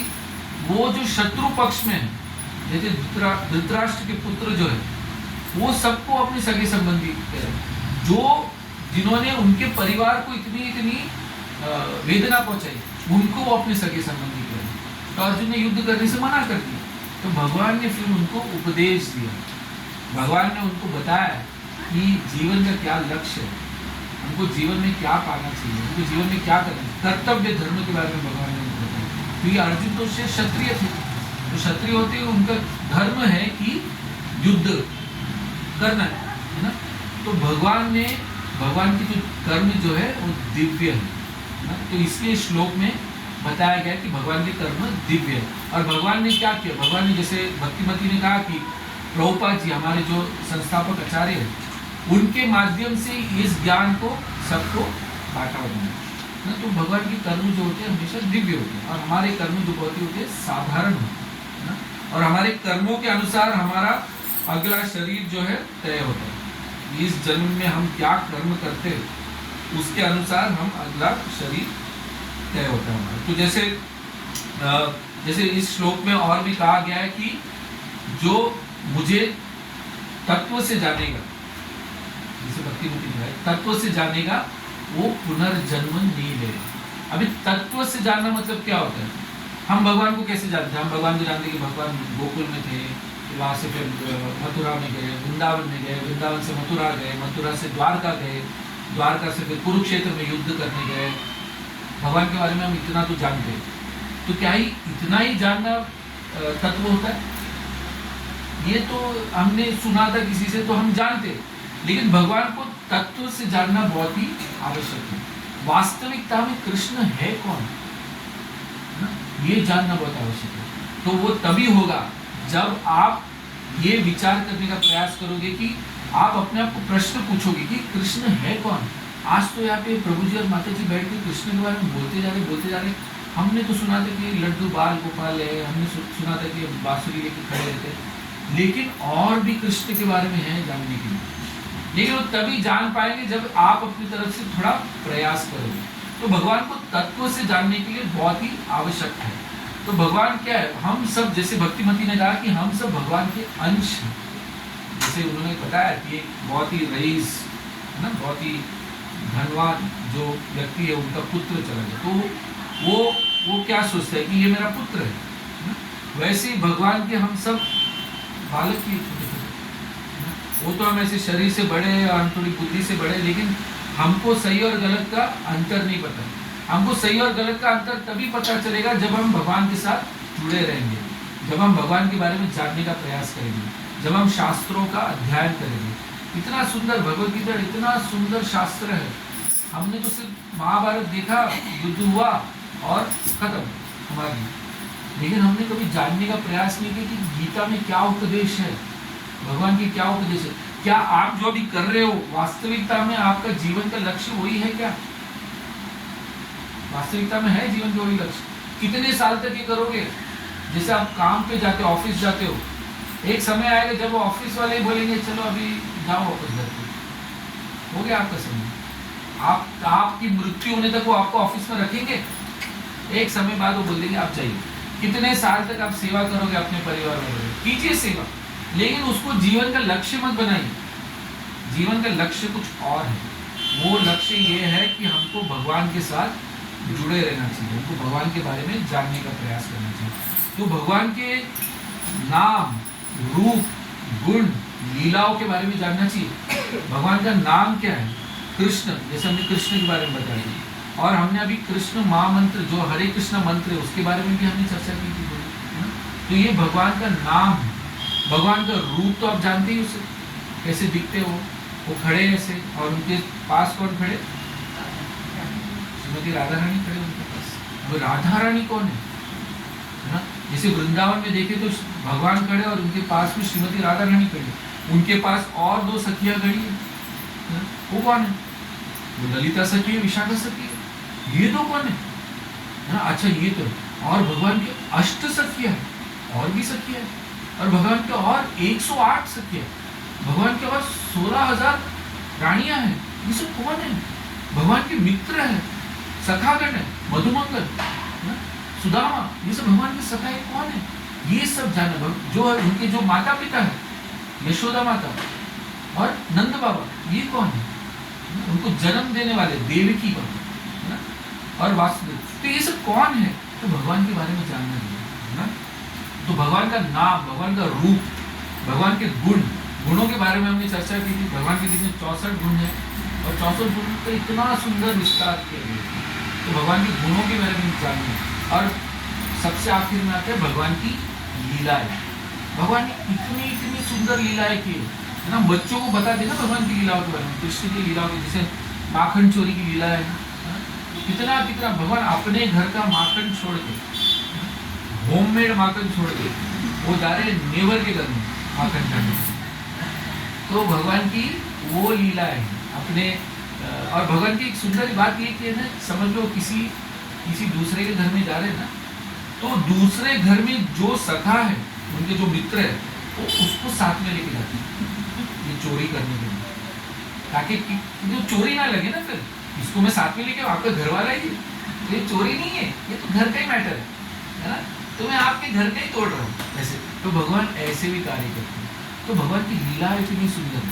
भगवान ने इतने असुरों का वध किया। जैसे पूतना राक्षस के बारे में तो सुना होगा, कितने छोटे से आयु में पूतना आई कि भगवान का वध करने के लिए। और पूतना को क्या कहा जाता है? पूतना जो है वो डुप्लीसिटी मतलब दो तरफा। वो थी तो राक्षसी, लेकिन वो आई माता के रूप में है? तो भगवान को पता था कि ये राक्षसी है, लेकिन भगवान ने कुछ नहीं किया। भगवान ने क्या किया? भगवान वो आई है माता का रूप लेके, तो जो माता का कर्तव्य है वो भगवान ने उसे करने दिया। तो जो माता का कर्तव्य जब पूतना ने किया, उसके बाद जो हुआ वो तो आप सबको पता ही है, उनका जो है वध हुआ। तो वो पूतना का जो मृत्यु हो जाने के बाद उनको मिला भगवत धाम प्राप्ति हुई, क्योंकि उनको भगवान का स्पर्श हो। तो भगवान की लीला है भी इतनी इतनी सुंदर है। तो ये सब जो है ये आप करते जा सकते हो, इतना इतना हमारे पास, इतना बोलते ना वो जैसे हमारे कंप्यूटर में इतना इतना हमारे पास जगह है चीज़ें डालने के लिए, जैसे घरों में हमारे स्टोरेज रखते, वैसे भगवान के बारे में जानने के लिए बहुत कुछ है। एक जन्म में ये पूरा नहीं हो सकता है, लेकिन अभी से शुरू कीजिए, प्रयास शुरू कीजिए, तभी आप जान पाएंगे भगवान के बारे में। और सबसे सर्वश्रेष्ठ है कि भगवान का नाम, भगवान का नाम हमें निरंतर लेना चाहिए। भगवान का नाम क्या है? हरे कृष्णा कृष्णा कृष्णा हरे हरे, हरे राम राम राम हरे हरे। ये जो भगवान का नाम है, जो मंत्र हमने अभी उच्चारण किया, ये मंत्र यहाँ पे किसी ने बैठ के बनाया नहीं है। ये मंत्र शास्त्रों में इसका उल्लेख है कि ये मंत्र जो है ये आध्यात्मिक जगत से आया है। तो इस मंत्र का प्रभाव बहुत ज्यादा है। अगर आप इसको रोज आप इस मंत्र का उच्चारण करोगे तो आपको अपने जीवन में परिवर्तन दिखेगा। और ऐसे कई सारे लोग, आप कितने भी भक्तों को पूछिए जिन्होंने भी इस मंत्र का उच्चारण किया और डेली करते मंत्र, तो रोज करते मंत्र, उनको अपने जीवन में परिवर्तन का अनुभव हुआ। और वो देख रहे कि वो जो है, जो जैसे हमने भक्तिपति ने कहा, हमारे जीवन का उद्देश्य क्या है कि भगवान के प्रति प्रेम है ना। तो ये मंत्र का जब हम उच्चारण करते रहेंगे तो हमारे जो भगवान के प्रति जो प्रेम है वो जागरूक होते जाएगा। तो जब ये प्रेम जागरूक होते जाएगा तभी आपका जो भगवान के साथ जो संबंध है वो और गहरा होते जाएगा। तो वो संबंध जो है वो आपको आगे के अनेकों जन्मों में वो काम आएगा। जैसे हमने पहले भी इसका उदाहरण दिया भगवद गीता क्लास में। आप जितने भी अभी जितना भी आप कार्य करते हो, जैसे जॉब पे जाते हो, ये करते हो करके आप अपना बैंक बैलेंस जो है, अकाउंट जो है, बैंक अकाउंट जो है, उसका आप जो धन जो है आप एकत्रित करते हो वो बढ़ाते जाते हो, है ना। वही होता है ना, जैसे हमारे लिए हम कहते हैं कि हमारे लिए धन जो है सबसे सर्वश्रेष्ठ समस्या है हमारे लिए, तो धन एकत्रित करते जाते हो। लेकिन आपके जाने के बाद वो धन तो बढ़ जाता है, सब धन तो रहता नहीं। लेकिन ये जो आध्यात्मिक धन आप कमाते हो, जैसे भगवान का नाम लेना, भगवान के बारे में श्रवण करना, ये जो आप धन कमाते हो वो आपको आगे के अनेकों जन्मों में वो भी काम आता है। शास्त्रों में इसका उल्लेख किया गया, ये यहाँ पे व्यर्थ नहीं जाता। तो वास्तविकता में मैं अभी थोड़ा और 5 मिनट कहकर इसको समाप्त करूँगा। वास्तविकता में हम सबका जीवन का उद्देश्य वही है कि भगवान के साथ जितना हो सके हम संबंध बनाएं। हमारे जो कर्म है हमको करने चाहिए, हमारे जो कर्तव्य, जैसे कोई माँ है, कोई पिता है, कोई भाई है, कोई बहन है, ये सब हमारे जो कर्तव्य है वो हम करने चाहिए करने। लेकिन सबसे जो है, जो मध्य में भगवान कृष्ण को रख के ये सब कर्म करने चाहिए, है ना। तो भगवान का नाम स्मरण है, भगवान का नाम जब, यही है जो हमको आगे आगे आगे आगे और लेके जाएगा। और हमको वास्तविकता में जो आनंद की अनुभूति करनी है तो भगवान के नाम लेने से ही। हरे कृष्ण कृष्ण कृष्ण हरे हरे, हरे राम राम राम हरे हरे। श्रील प्रभुपाद की जय। कोई प्रश्न आप में से किसी को है या कोई किसी के साथ कुछ शेयर करना चाहता तो वो भी कर सकते हैं।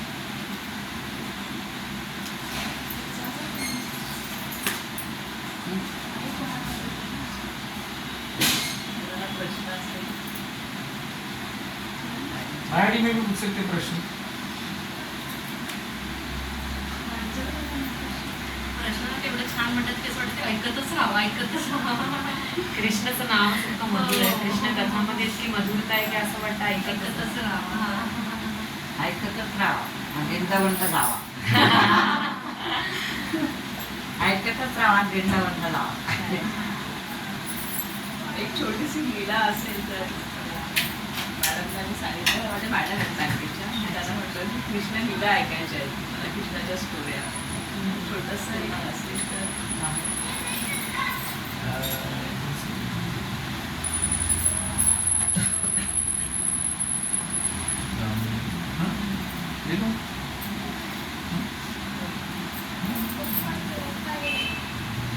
तर माताजीच्या रिक्वेस्टमध्ये आहे ट्राय टू रॅप अप 10 मिनिटांमध्ये. एक लीला कृष्णाची ओके, तो मैं प्रयास करूंगी कि एक 10 मिनट में रैप हो जाए, समाप्त हो जाए. मेरा सॉरी हिंदी बहुत अच्छा नहीं है. सगळे मराठीच आहेत खरं. चालेल. ठीक आहे तर मी मराठी. तर कृष्णाचे दामोदर रूप ऐकलंय का कोणी? दामोदर कृष्णाचं एक नाव आहे दामोदर. तर ते नाव का पडलं दामोदर, तर त्याच्या मागे एक लीला आहे. तर दामोदर याचा अर्थ काय? दाम म्हणजे नाही ते हिंदीमध्ये दाम, संस्कृतमध्ये दामचा अर्थ आहे रश्मी ओके, आणि उदरचा अर्थ आहे कमरेचा. तर दाम उदर म्हणजे ज्याचं उदर रश्मीने बांधलं त्याला म्हणतात दामोदर. तर असं कृष्णाचं नाव का पडलं? तरी खूपच सुंदर लीला आहे. तर तेव्हा जेव्हा कृष्ण भगवंत ह्या द्वापर युगात जेव्हा जन्म घेतला तेव्हा खूप सारे लीला केल्या. तर त्यापैकी ही एक लीला आहे. तर कार्तिक महिन्याचा टाइम होता, म्हणजे कार्तिक महिन्यामध्ये दिवाळी उत्सव असतो सगळ्यांना आपल्याला माहिती आहे. तर दिवाळीच्या पहाटेला झालेली ही लीला आहे. तर खूप कमी जणांना हे माहिती आहे का ऍक्च्युली जी दिवाळीची पहाट आहे त्या दिवाळीच्या पहाटेला जेव्हा आपण पहिली आंघोळ करतो आणि ते सगळं रिच्युअल्स असतं तेव्हा भगवंतांनी ही दामोदर लीला केली. तर काय झालं, दिवाळीच्या पहाट आहे तर यशोदा मैया उठली आहे सकाळी लवकर आणि त्यांनी दूध ठेवलंय तापवायला. आणि कशासाठी ठेवलंय तर कृष्णासाठी. तर ते जे दूध कृष्ण ग्रहण करतात ते पण खूप स्पेशल दूध आहे, आपल्यासारखं नाही डेअरीमधनं आलेलं पॅकेटमध्ये तसं काही. तर किती गैया होते माहिती आहे कोणाला? कृष्ण नंदबाबांकडे, नंदबाबांचं महल होतं तर त्यांच्याकडे किती गैया होते, म्हणजे गायी किती होत्या? 9 लाख गायी होत्या. इमॅजिन 9 लाख गायी म्हणजे त्यांचं जागा पॅलेस किती असेल आपण विचारही करू शकत नाही. ह्या बुद्धीला पटणारी ती नाही. आपण असं विचारतो 9 लाख बापरे, आपल्याला मुंबईत तर 4 लोकांना राहायचे मानतात. 9 लाख गायी होत्या. तर 9 लाख गायींमधनं पण एक टीम होती गायींची जी स्पेशल, ज्याचं दूध फक्त कृष्णासाठी ओके, आणि त्याच्यातली पण एक सुपर स्पेशल गायी होती. त्या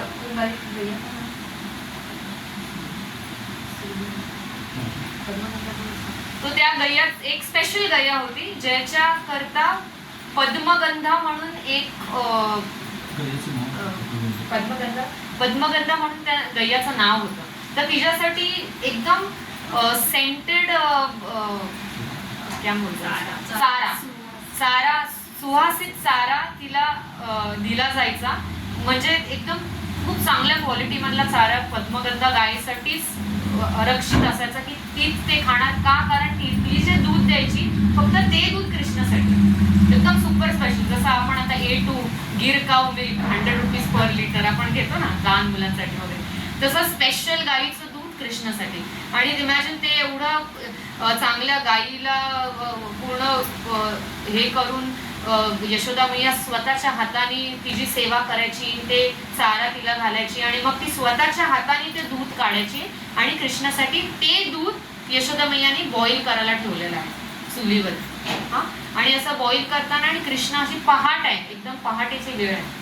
कृष्ण खूप छोटे आहेत, किती 3 इयर्स 2.5-3 वर्षाचे आहेत आणि ते असे डोळे चोळत बाहेर येतात 2:30-3 वाजता भूक लागली म्हणून आईकडे येतात यशोदा मैयाकडे आणि मैयाला विचारतात मैया भूक लागली आहे, दूध हवंय. तर तेव्हा यशोदा मैया त्यांना घेते, मांडीवर घेते आणि स्तनपान करत असते. आणि तितक्यात यशोदा मैयाला लक्षात येतं की अरे पद्मगंधा गाईचं दूध तर मी चुलीवर ठेवलं, आता ते उतू गेलं तर संपलं, मग कृष्णाला काय दूध आणि माखन कुठं बनवणार, आणि कृष्णाला ते स्पेशल फक्त कृष्णासाठी आहे. तर ते पटकन लक्षात आल्यावरती यशोदा मैया काय करते, कृष्णाला उठवते आणि बाजूला ठेवते आणि धावत जाते आणि दुधाचं म्हणजे ते चुलीवरनं दूध खालती ठेवते. तर कृष्णाला खूप राग येतो, भगवंतांना खूप राग येतो. इमॅजिन त्रिलोक ज्यांच्या लाईक ब्रह्मांड नायक आहेत कृष्ण, भले ते बालरूपात आहेत, बालरूपात असले तरी ते ब्रह्मांड नायक आहेत ना, श्रीकृष्ण भगवंत आहे, ते कुठल्याही रूपात असले तरी त्यांना खूप राग येतो. दुधासाठी मला खाली ठेवलं. भगवंतांना वाटतं अरे माझी मैया म्हणजे माझ्यासाठीच ते दूध आहे, ठीक आहे, पण मी स्वतः इकडे आहे आणि तू मला बाजूला ठेवून ते दुधाला म्हणजे उतू जाईल म्हणून तू तिकडे जातेस. कृष्णाला खूप राग येतो. तो त्या रागाच्या ह्याच्यामध्ये कृष्ण जातो आतमध्ये आणि तेव्हा म्हणजे मटकी भरून भरून माखण स्टोअर केलेलं असतं. त्या फ्रीज वगैरे नाही ना, तर मटकीमध्ये असे एकावर एक मटक्या ठेवून ते माखण स्टोअर केलेलं असतं. स्पेशली कृष्णासाठीच असतं ते. तो कृष्णाला खूप राग येतो. कृष्ण जातो आतमध्ये, ज्या रूममध्ये सगळे माखणचे हांडे ठेवलेले असतात तिकडे जातो आणि मटकी फोडतो आणि सगळं माखण इथे तिकडे फुल फ्लोअरवरती सगळीकडे ते करतोच. आणखीन काय, ते माखण उचलतो आणि माकडांना पण खाऊ घालतो. म्हणजे एका हाईटच. तर मैया येते 2 मिनिटात, ते दूध वगैरे बाजूला ठेवून मैया येते, म्हणतो कृष्ण कुठे आहे, कृष्ण कुठे आहे. इकडे तिकडे शोधते, सगळीकडे जाते, बघते तर कृष्ण त्या रूम मध्ये आहे जिथे माखणचे सगळे हांडे एकावर एक ठेवलेले आहेत आणि पूर्ण तहसनस केलेला आहे रूम. पूर्ण मटकी फोडलेली आहे, पूर्ण माखण सगळीकडे. आणि आता बघा तुम्ही इतकी मेहनत करून माखण करायला केवढी मेहनत लागते माताजींना माहित असेल है ना. आत्ताच्या युगातही मेहनत लागते, हो की नाही तर आपण मध्ये जाऊ दे यार आपण रेडीज घेऊन येतो, म्हणजे थोडंसं त्याच्यामध्ये एफर्ट्स लागतं. तर तेव्हा तर यशोदा मैया स्वतः दूध काढणार, मग त्याला बॉईल करणार, मग त्याला चर्न करणार, असं नाही मिक्सर वगैरे हाताने. आणि ते सगळं माखण कृष्णासाठी स्पेशली ठेवलेलं ते कृष्णाने काय 1 मिनिटात सगळ्याची वाट लावली, सगळं खालती सांडलं. आणि वरती बघते यशोदा मैया काय करतोय कृष्ण, स्वतः खात नाहीये, माकडांना खाऊ घालतो. तर मैया आता तर खूपच भडकली. मैया म्हणते अच्छा, म्हणजे जे हे गोपीज येऊन कंप्लेंट करायचे ते काय चुकीचं नव्हतं, हा म्हणजे दुसऱ्यांच्या घरात जाऊन पण हेच करतो, आज तर त्यांनी स्वतःच्या घरातच केलं. तर मैया म्हणते आता मी ह्याला धडा शिकवणार, बस. तर पकडते कृष्णाला, हात पकडते असा, आणि कृष्ण घाबरला, डोळ्याचे लाल झाले. इमॅजिन, ज्याला काल स्वयं घाबरतो असे भगवंत कृष्ण, पण आज कोणाला घाबरतोय, आईला, मैयाला. का कारण प्रेम. तर कृष्णाला काय पाहिजे आपल्याकडनं, प्रेम पाहिजे. भावग्राही जनार्दनाला काय हवंय, भाव. तर तुमचा भाव ग्रहण करतो. त्याला माखन नकोय, दूध नकोय, 56 भोग नकोय, तर काय हवंय, तुमचा भाव हवा. जसं दुर्योधनाने 56 भोग केले पण त्याला भाव नव्हता, म्हणून कृष्ण कुठे गेला, विदुराकडे. विदुराणीचे केळ्याचे छिलके खाल्ले भगवंताने. विदुराणी एवढी भाव विभोर झाली कृष्णाला बघून, म्हणजे विदुरची वाईफ तेवढी भाव विभोर झाली. ती काय करत होती, केळ्याचे छिलके भगवंताला देत होती, केळी साईडला टाकत होती. म्हणजे ती इतकी भाव विभोर झाली, भगवंत आज माझ्या घरी आले, पण तरी कृष्णाने ते ग्रहण केले. का, कारण तिचा भाव श्रेष्ठ, प्रेम. तेच ह्या लीलेमधनं आपल्याला काय प्रकट होतंय की आज जो काल ज्याला चळचळ कापतो तो भगवंत आज यशोदा मैयाने हात पकडला आणि काठी काढली तर भगवंत रडायला लागले आणि काठी घेते यशोदा मैया मागे आणि कृष्ण पुढे. असं धावतोय कृष्ण, धावतोय आणि यशोदा मैया. खूप छान कृष्ण बुक मध्ये याचं वर्णन केलेलं आहे की यशोदा मैया कशी धावते आणि धावताना तिचे मालतीची फुलं घातलीत आणि ती सगळी फुलं पडतायत, आणि यशोदा मैया कशी थोडीशी स्थूल शरीर आहे, धावते आणि शी इज लाईक, तिला धावायला होत नाहीये आणि तिला घाम आलेला आहे आणि आता ती थकली आहे. आणि कृष्ण तर एकदम चपळ, लहान आहेत, बाळ स्वरूपात आहेत, म्हणून ते पुढे धावतात आणि यशोदा मैया मागे धावते. आता भगवंतांना कळलं की आपला भक्त आता थकला, आता आणखी परीक्षा नको, म्हणून भगवान थोडी स्पीड कमी करतात आणि पकडते कृष्णाला. यशोदा मैया पकडते आणि म्हणते आज मी तुला धडा शिकवणार. आता बघतो मी तो कशी चोरी करतोस, तू कसा माखन चोरी करतोस, आज मी तुला धडा शिकवणार.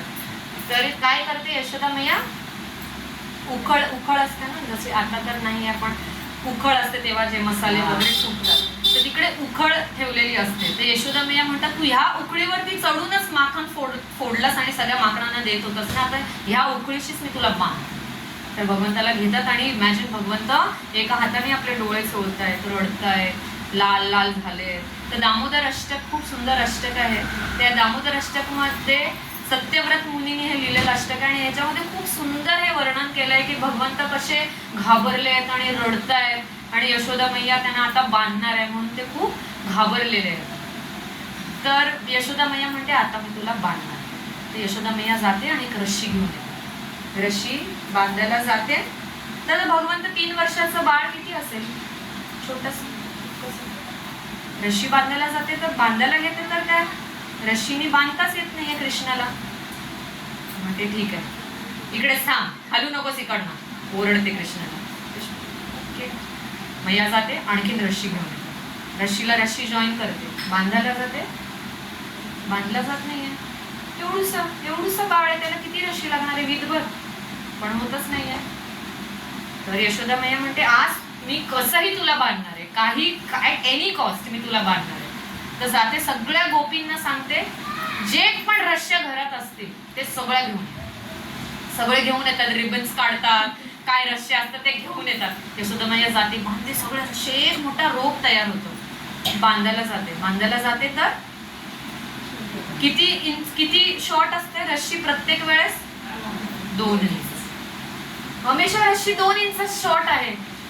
मैया परेशान होते, काय चाललंय काय, म्हणजे किती अख्ख्या गोकुळातली रश्शी मी गोळा केली तरी कृष्ण बांधला कसं जात नाहीये. पण तरीही यशोदा मैयाच्या ध्यानात येत नाही का भगवंत आहे, काय येत नाही,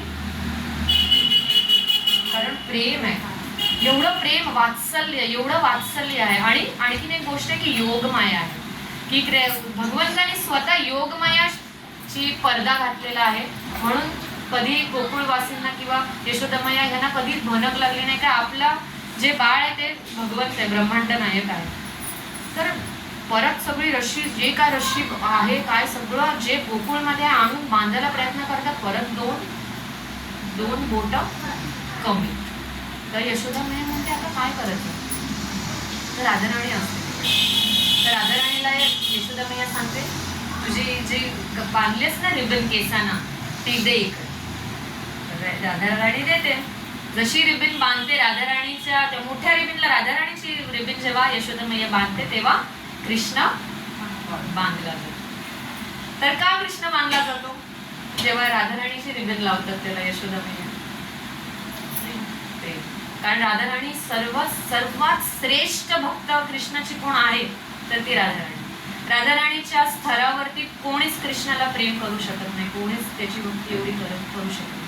तो जो भाव आहे राधाराणीचा तो कोणीच त्याच्या जवळही जाऊ शकत नाही. ती एक गोष्ट आहे. आणि नेहमी 2 इंच रशी शॉर्ट पडते, ह्याचा पण एक अर्थ आहे. ह्याच्यातनं पण आपल्याला भगवंत काहीतरी इंडिकेशन देतात, काहीतरी लेसन देतात. का नेहमी 2 इंच रशी शॉर्ट आहे, तर ते 2 इंच म्हणजे काय, एक म्हणजे आपला प्रयास. जेव्हा आपण प्रयास करतो, जेव्हा आपण कार्यशील असतो काही गोष्ट अचीव करण्यासाठी, तेव्हा आपल्याला प्रयास करायला लागतं, एफर्ट्स. ओके, म्हणजे भगवंत बसून तुम्हाला काही देणार नाही. आपल्याला भगवंताकडे जायचं ती तर फारच मोठी गोष्ट आहे, त्याच्यासाठी तर खूप अथक प्रयास आहे. पण लाईफमध्ये आपल्याला काही अचीव करायचं असेल, काही मिळवायचं असेल तर त्याच्यासाठी आपल्याला प्रयास हा करायलाच लागतो. प्रयासाशिवाय काहीच मिळणार नाही. आणि फक्त प्रयास करूनही मिळणार नाही, तर दुसरी काय गोष्ट आहे, कृपा आणि प्रयास, हे दोन्ही जेव्हा त्यांचं मिलन होतं तेव्हाच तुमचं गोल अचीव करू शकता तुम्ही. त्याच्यामुळे भगवंतावरही पूर्ण श्रद्धा म्हणजे सरेंडरन्स, फेथ हे असल्याने आणि प्रयास केल्याने this is a super combination. म्हणजे एक्झाम मध्ये जर एक स्टुडंट कोणी बोर्डमध्ये येत असेल, कोणी खूप छान मार्क्स मिळत असेल तर तो प्रयास करतो आणि मग नंतर प्रार्थना करतो की भगवंत तूच मला बुद्धी दे, तूच मला प्रॉपर टाइमावरती ते आन्सर करण्याची क्षमता तूच देणार आहे, म्हणजे कृपा. मग भगवंताची कृपा. म्हणजे आपल्याला आयुष्यात काही मिळवण्यासाठी ह्या 2 गोष्टी खूप इम्पॉर्टंट आहेत, एक म्हणजे प्रयास आणि दुसरी म्हणजे भगवंतांची कृपा. तर अशी ही छोटीशी ह्याच्यामध्ये म्हणजे आहे, खूप मोठी लीला, पण मी प्रयत्न केला की त्याला शॉर्टमध्ये तुमच्यापर्यंत पोहोचवलं. तर अशी ही दामोदर लीला, म्हणून तेव्हापासून कृष्णाचं आणखीन एक नाव पडलं दामोदर. खूप छान, मस्त एकदम. अरे लीला सुना ना हम यही बैठे रहेंगे. और एक लीला कर सकते हम तो भगवान के गिरिराज लीला तो पता होगा आपको. वो उंगली पे जो गोवर्धन पर्वत को उन्होंने धारण किया था, तो गिरिराज लीला हुआ कैसे वो जानना बहुत जरूरी है. क्योंकि पहले इंद्र भगवान को तो सब जानते हैं ना, सब पहचानते इंद्र भगवान को, सुना है ना नाम इंद्र? तो इंद्र जो है वो देवताओं के राजा है। अभी राजा को मतलब आप सोचिए, राजा जो है उसको कितना अहंकार होगा। अभी हमको तो थोड़ा बहुत कुछ मिल जाता तो हमको मतलब थोड़ा अहंकार आ जाता है। एक बड़ी गाड़ी आ गई तो हमको लगता है कि हम बहुत बड़े ये हो गए। तो इंद्र जो है देवताओं के राजा है, तो सोचिए कितना होगा।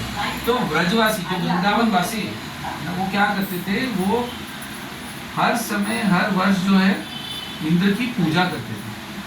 इंद्र की पूजा करते थे। तो पूजा इसलिए करते थे क्योंकि इंद्र अगर प्रसन्न होंगे तो जो वर्षा है, बारिश जो होनी है वो अच्छी तरह से होगी। तो बारिश अच्छी होगी तो उनके जो खेत है सब अच्छे से होगी, तो जो रहने वाले सब प्रसन्न होंगे। जैसे अभी भी देखते हैं गाँव में क्या होता है कि खेतों में अगर बारिश नहीं होती तो फिर खेत सूख जाते हैं। तो इंद्र को प्रसन्न करने के लिए वो ब्रजवासी जो है, जो वृंदावन वासी ब्रजवासी, वो पूजा करते थे इंद्र की। तो अभी कृष्ण है और कृष्ण के बड़े भाई कौन है? बलराम जी। अभी कृष्ण और बलराम जी ने देखा कि ये क्या कर रहे हैं, मतलब ये इंद्र भगवान की पूजा कर रहे हैं, इंद्र की पूजा कर रहे हैं।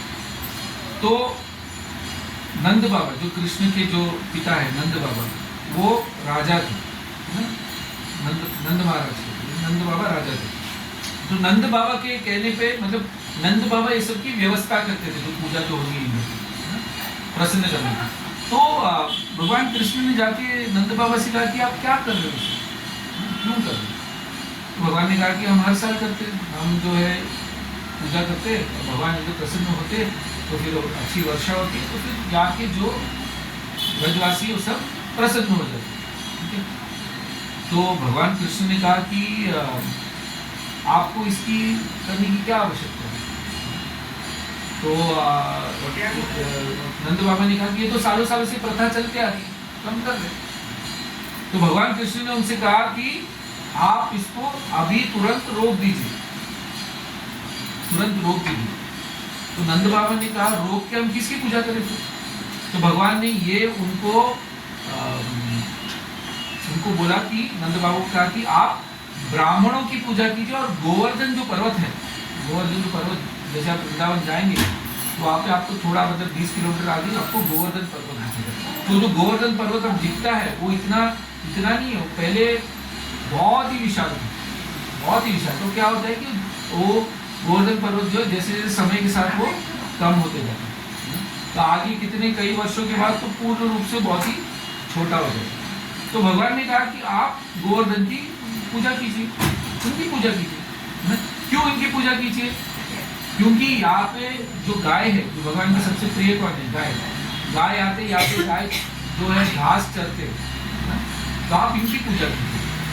तो नंद बाबा ने कहा कि इनकी पूजा करेंगे और इंद्र की पूजा नहीं करेंगे तो इंद्र तो क्रोधित हो जाएंगे। ठीक है, क्योंकि हम थोड़ा, हमको ऐसा लगता है ना, हम देवी देवताओं की पूजा करते हैं तो हमको लगता है हमने एक दिन प्रार्थना नहीं किया या फिर एक दिन अगरबत्ती नहीं दिखाई तो जो है देवी देवता जो है नाराज हो जाएंगे। तो हमारी जो भक्ति है वो है डर की भक्ति। तो हम सबको प्रयास कर रहे हैं कि डर की भक्ति से निकल के प्रेम की भक्ति में जाए, है ना। तो भगवान ऐसे कोई राक्षस नहीं है कि आपने एक दिन अगरबत्ती नहीं दिखाया तो आप पे पूरा वो वज्र छोड़ देंगे, नहीं। भगवान तो सबसे प्रेम ही करते हैं, लेकिन हमको बचपन से वो डराया गया है कि ये नहीं करेंगे या फिर कुछ फल नहीं रखेंगे, अगरबत्ती नहीं करेंगे तो ऐसा हो जाएगा वैसा हो जाएगा। देखो आपके साथ जो होना है वो आपके कर्म के अनुसार हो रहा है, भगवान को अगरबत्ती नहीं दिखा रहे उसके कारण से नहीं हो रहा, ये समझिए। तो हमको डर की भक्ति से निकल के हमको प्रेम की भक्ति की पास है। और भगवान दूसरा ये नंद बाबा को ये बताने का प्रयास करते कि स्वयं मैं खड़ा हूं यहाँ पे, कृष्ण है ना, मुझे छोड़ के आप इंद्र जो देवी देवता उनके राजा है, आप उनकी भक्ति करो। भगवान ये नहीं बोल रहे नंद बाबा की मेरी भक्ति कीजिए, लेकिन हम सबको ये समझना चाहिए कि इंद्र की भक्ति ना करके, इंद्र की पूजा ना करके हमको भगवान कृष्ण की पूजा करनी चाहिए। तो वो बताने का प्रयास कर रहे हैं। तो नंद बाबा ने कहा ठीक है, मुझे इस बार करने दो, इंद्र का जो यज्ञ है मुझे करने दो, अगली बार से नहीं करते। तो भगवान ने कहा कि नहीं, जो भी है अभी करना, आप अभी जाके गोवर्धन पूजा करने की तैयारी कीजिए।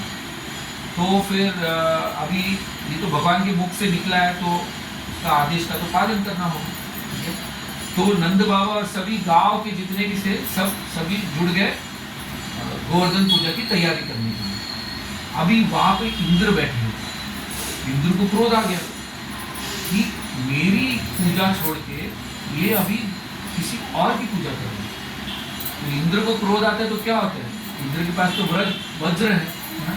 तो इंद्र क्या करेगा, इंद्र जो है वो वर्षा जो है वो करेगा ही नहीं। ये सब कारण क्यों हो रहा है, ये सब जो भी पूजा हो रही है ताकि इंद्र जो है भारी वर्षा करे और सब गांव वालों को उनका जो खेत जो भी है उनका सब अच्छा हो। तो इंद्र देख रहे कि ये तो भी ऐसा हो गया परिस्थिति, तो गांव वालों ने शुरू कर दिया यज्ञ किसकी प्रसन्नता के लिए, गोवर्धन की, है ना। गांव वालों ने शुरू कर दिया यज्ञ, वहां से इंद्र क्रोधित होते जा रहे, उनका तापमान बढ़ते जा रहा है। तो अभी जो क्रोधित हो रहे हैं तो उन्होंने क्या किया, उन्होंने भारी वर्षा कर दी। जैसे हम देखते ना भारी वर्षा आती है तो सब तहस नहस हो जाते हैं ना। तो भारी वर्षा जब हो गई तो यज्ञ जो है पूर्ण रूप से नष्ट हो गए ना। अभी गांव वाले, इतनी भारी वर्षा हो रही है, गांव वाले सब भयभीत हो गए कि अभी क्या होगा हमारा, है ना। तो भगवान कृष्ण ने क्या किया, भगवान कृष्ण गए, उन्होंने गोवर्धन पर्वत को अपने उंगली पे उठा लिया। और गोवर्धन पर्वत जैसे हमने कहा कि बहुत विशाल है, तो उन्होंने सब गांव वालों के कहा कि आ जाओ, सब इसके नीचे आ जाओ, है ना।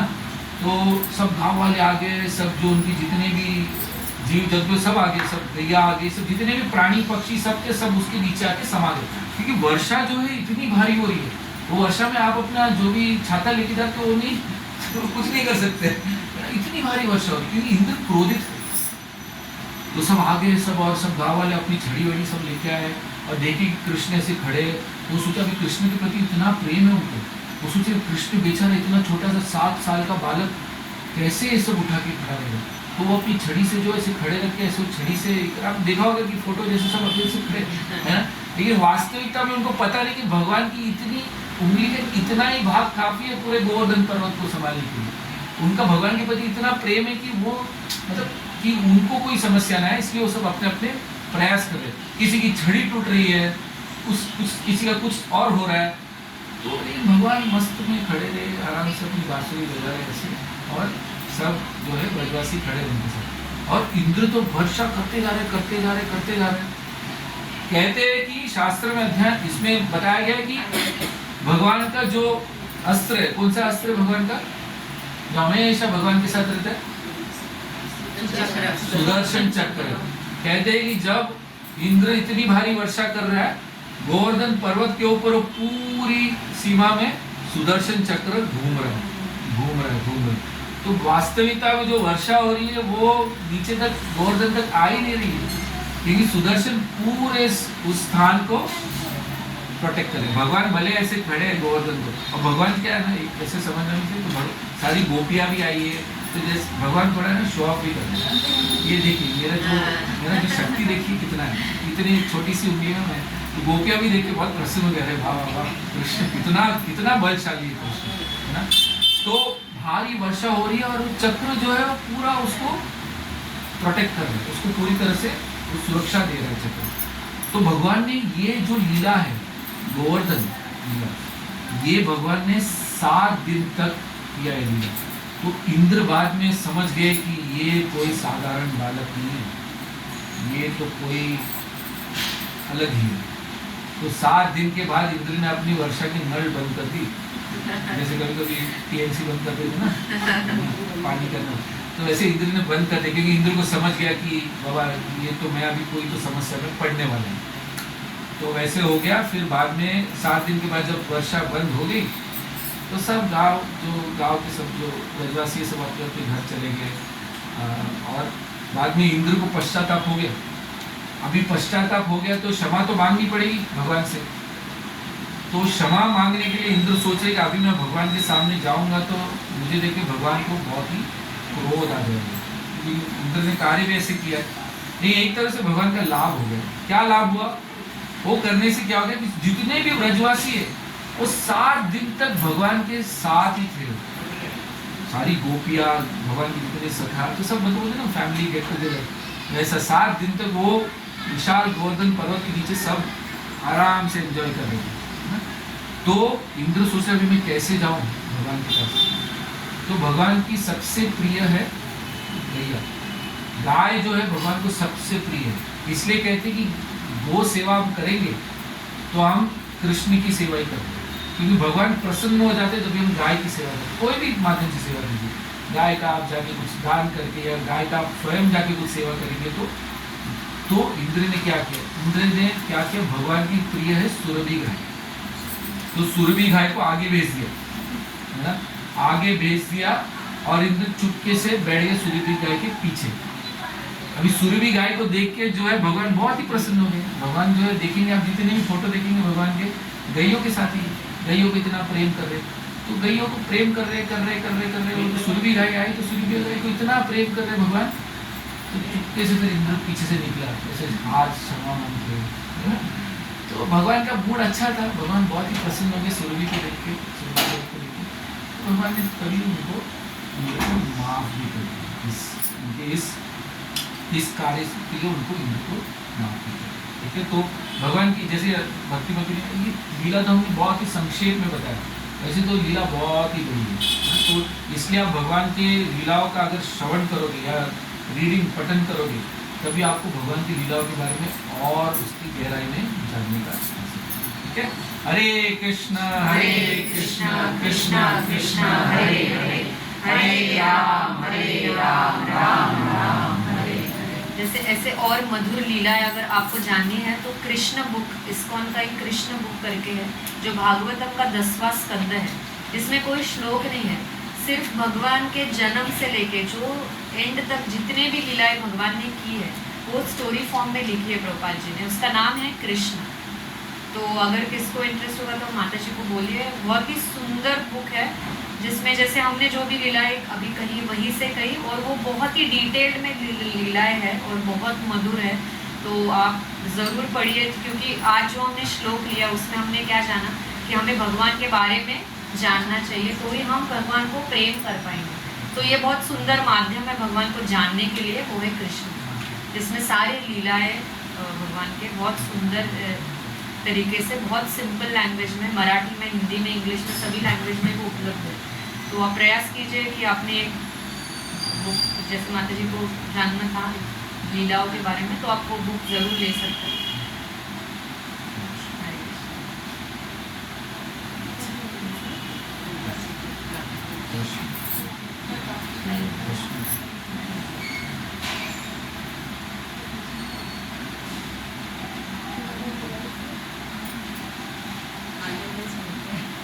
माता जी को और माता जी के सारे परिवार को हम धन्यवाद देना चाहते हैं, क्योंकि हमको एक सेवा का अवसर उन्होंने दिया।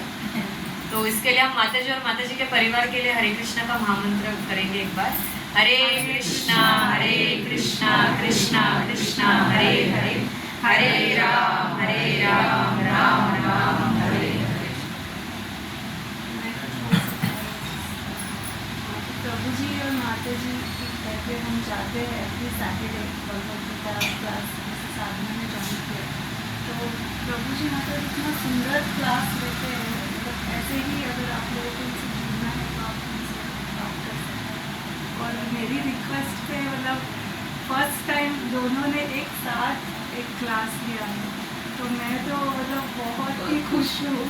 मतलब मैंने कितनी बार बोल भी दिया रहेगा इनको कि पहली बार मैं ये एक्सपीरियंस करने के लिए, अभी हमारा तो एसोसिएशन में और भी बहुत सारे लोग हैं, पर वो विटनेस करने के लिए सिर्फ मैं ही मैं और साधना और आप सब ही है। तो आज आप लोगों ने जो अनुभव किया ये ऐसे पहले कभी नहीं हुआ था, मतलब या तो माता जी क्लास लेती है तो प्रभु जी क्लास लेते, दोनों साथ में पहली बार ही है। तो सभी आप सब बहुत लकी है अगर आप लोगों को ये एक्सपीरियंस करने मिला है। थैंक यू सो मच प्रभु कोई जी। लकी बात नहीं, हमारा फॉर्चून है, हमारा भाग्य है कि हमको सेवा का अवसर मिला।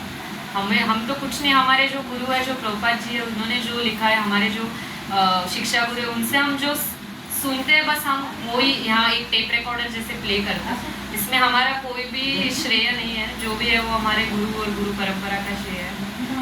तो इस क्लास से अगर आपको कुछ भी अच्छा लगे तो हम बस प्रार्थना करते हैं कि अपने जीवन में उसको उतारें और बुक्स का अध्ययन करें, भगवद गीता पढ़े, कृष्ण बुक पढ़े और जैसे माता जी ने बोला कि अगर कोई भगवत गीता जानना चाहता है डिटेल में, उसका अभ्यास करना चाहता है, क्योंकि अभ्यास करने का विषय है भगवत गीता, सिर्फ घर पे रखने का बुक नहीं है। अगर हम सिर्फ लाल कपड़े में बांध के उसको रखेंगे तो उसका कोई उपयोग नहीं है, क्योंकि भगवत गीता जो है ये हमारी लाइफ की मैन्युअल है, हमको कैसे जीवन जीना चाहिए।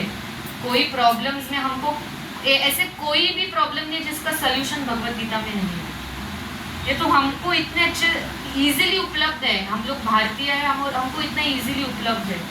जो अभी आप अगर देखोगे वृंदावन जाओगे तो माता जी ने देखा रहेगा कितने फॉरेनर लोग हैं, उनको तो पता भी नहीं कृष्ण कौन है, लेकिन अगर आप उनको देखोगे साड़ी पहन के, धोती कुर्ता पहन के, वो इतने सरेंडर्ड है। क्यों? क्योंकि उन्होंने भगवत गीता का अध्ययन किया है, जाना है उसके बारे में। तो हमको ये एक भारतीय होने के, एक सनातनी धर्म में जन्म लेने को, हमको तो ये हमारा रिस्पॉन्सिबिलिटी है कि हम भगवत गीता का अध्ययन करें, हम उससे जाने, हमारे अगले जनरेशन तक उसे पहुँचाए। तो अगर किसी को इंटरेस्ट है कि आपको पढ़ना है तो ये निःशुल्क क्लास है, इसका कोई भी फीस कुछ नहीं है। तो एवरी सैटरडे 6:30 को क्लास होता है। साधना माता जी, कविता माता जी आपके एरिया से आते हैं। तो अगर किसी को इंटरेस्ट है, पढ़ना है, भगवत गीता के बारे में जानना है, तो ज़रूर आप हमारे घर पे आ सकते हैं। हरे कृष्ण। माता जी का हम आभार व्यक्त करेंगे एक बार सब लोग। हाँ, हम लोग बहुत बहुत शुक्रिया है आपको कि आप यहाँ आए और हम लोगों को ये सब अच्छी सारी हाँ तो हम हरे कृष्ण महामंत्र का उच्चारण के लिए करेंगे। हरे कृष्णा कृष्णा कृष्णा हरे हरे, हरे राम राम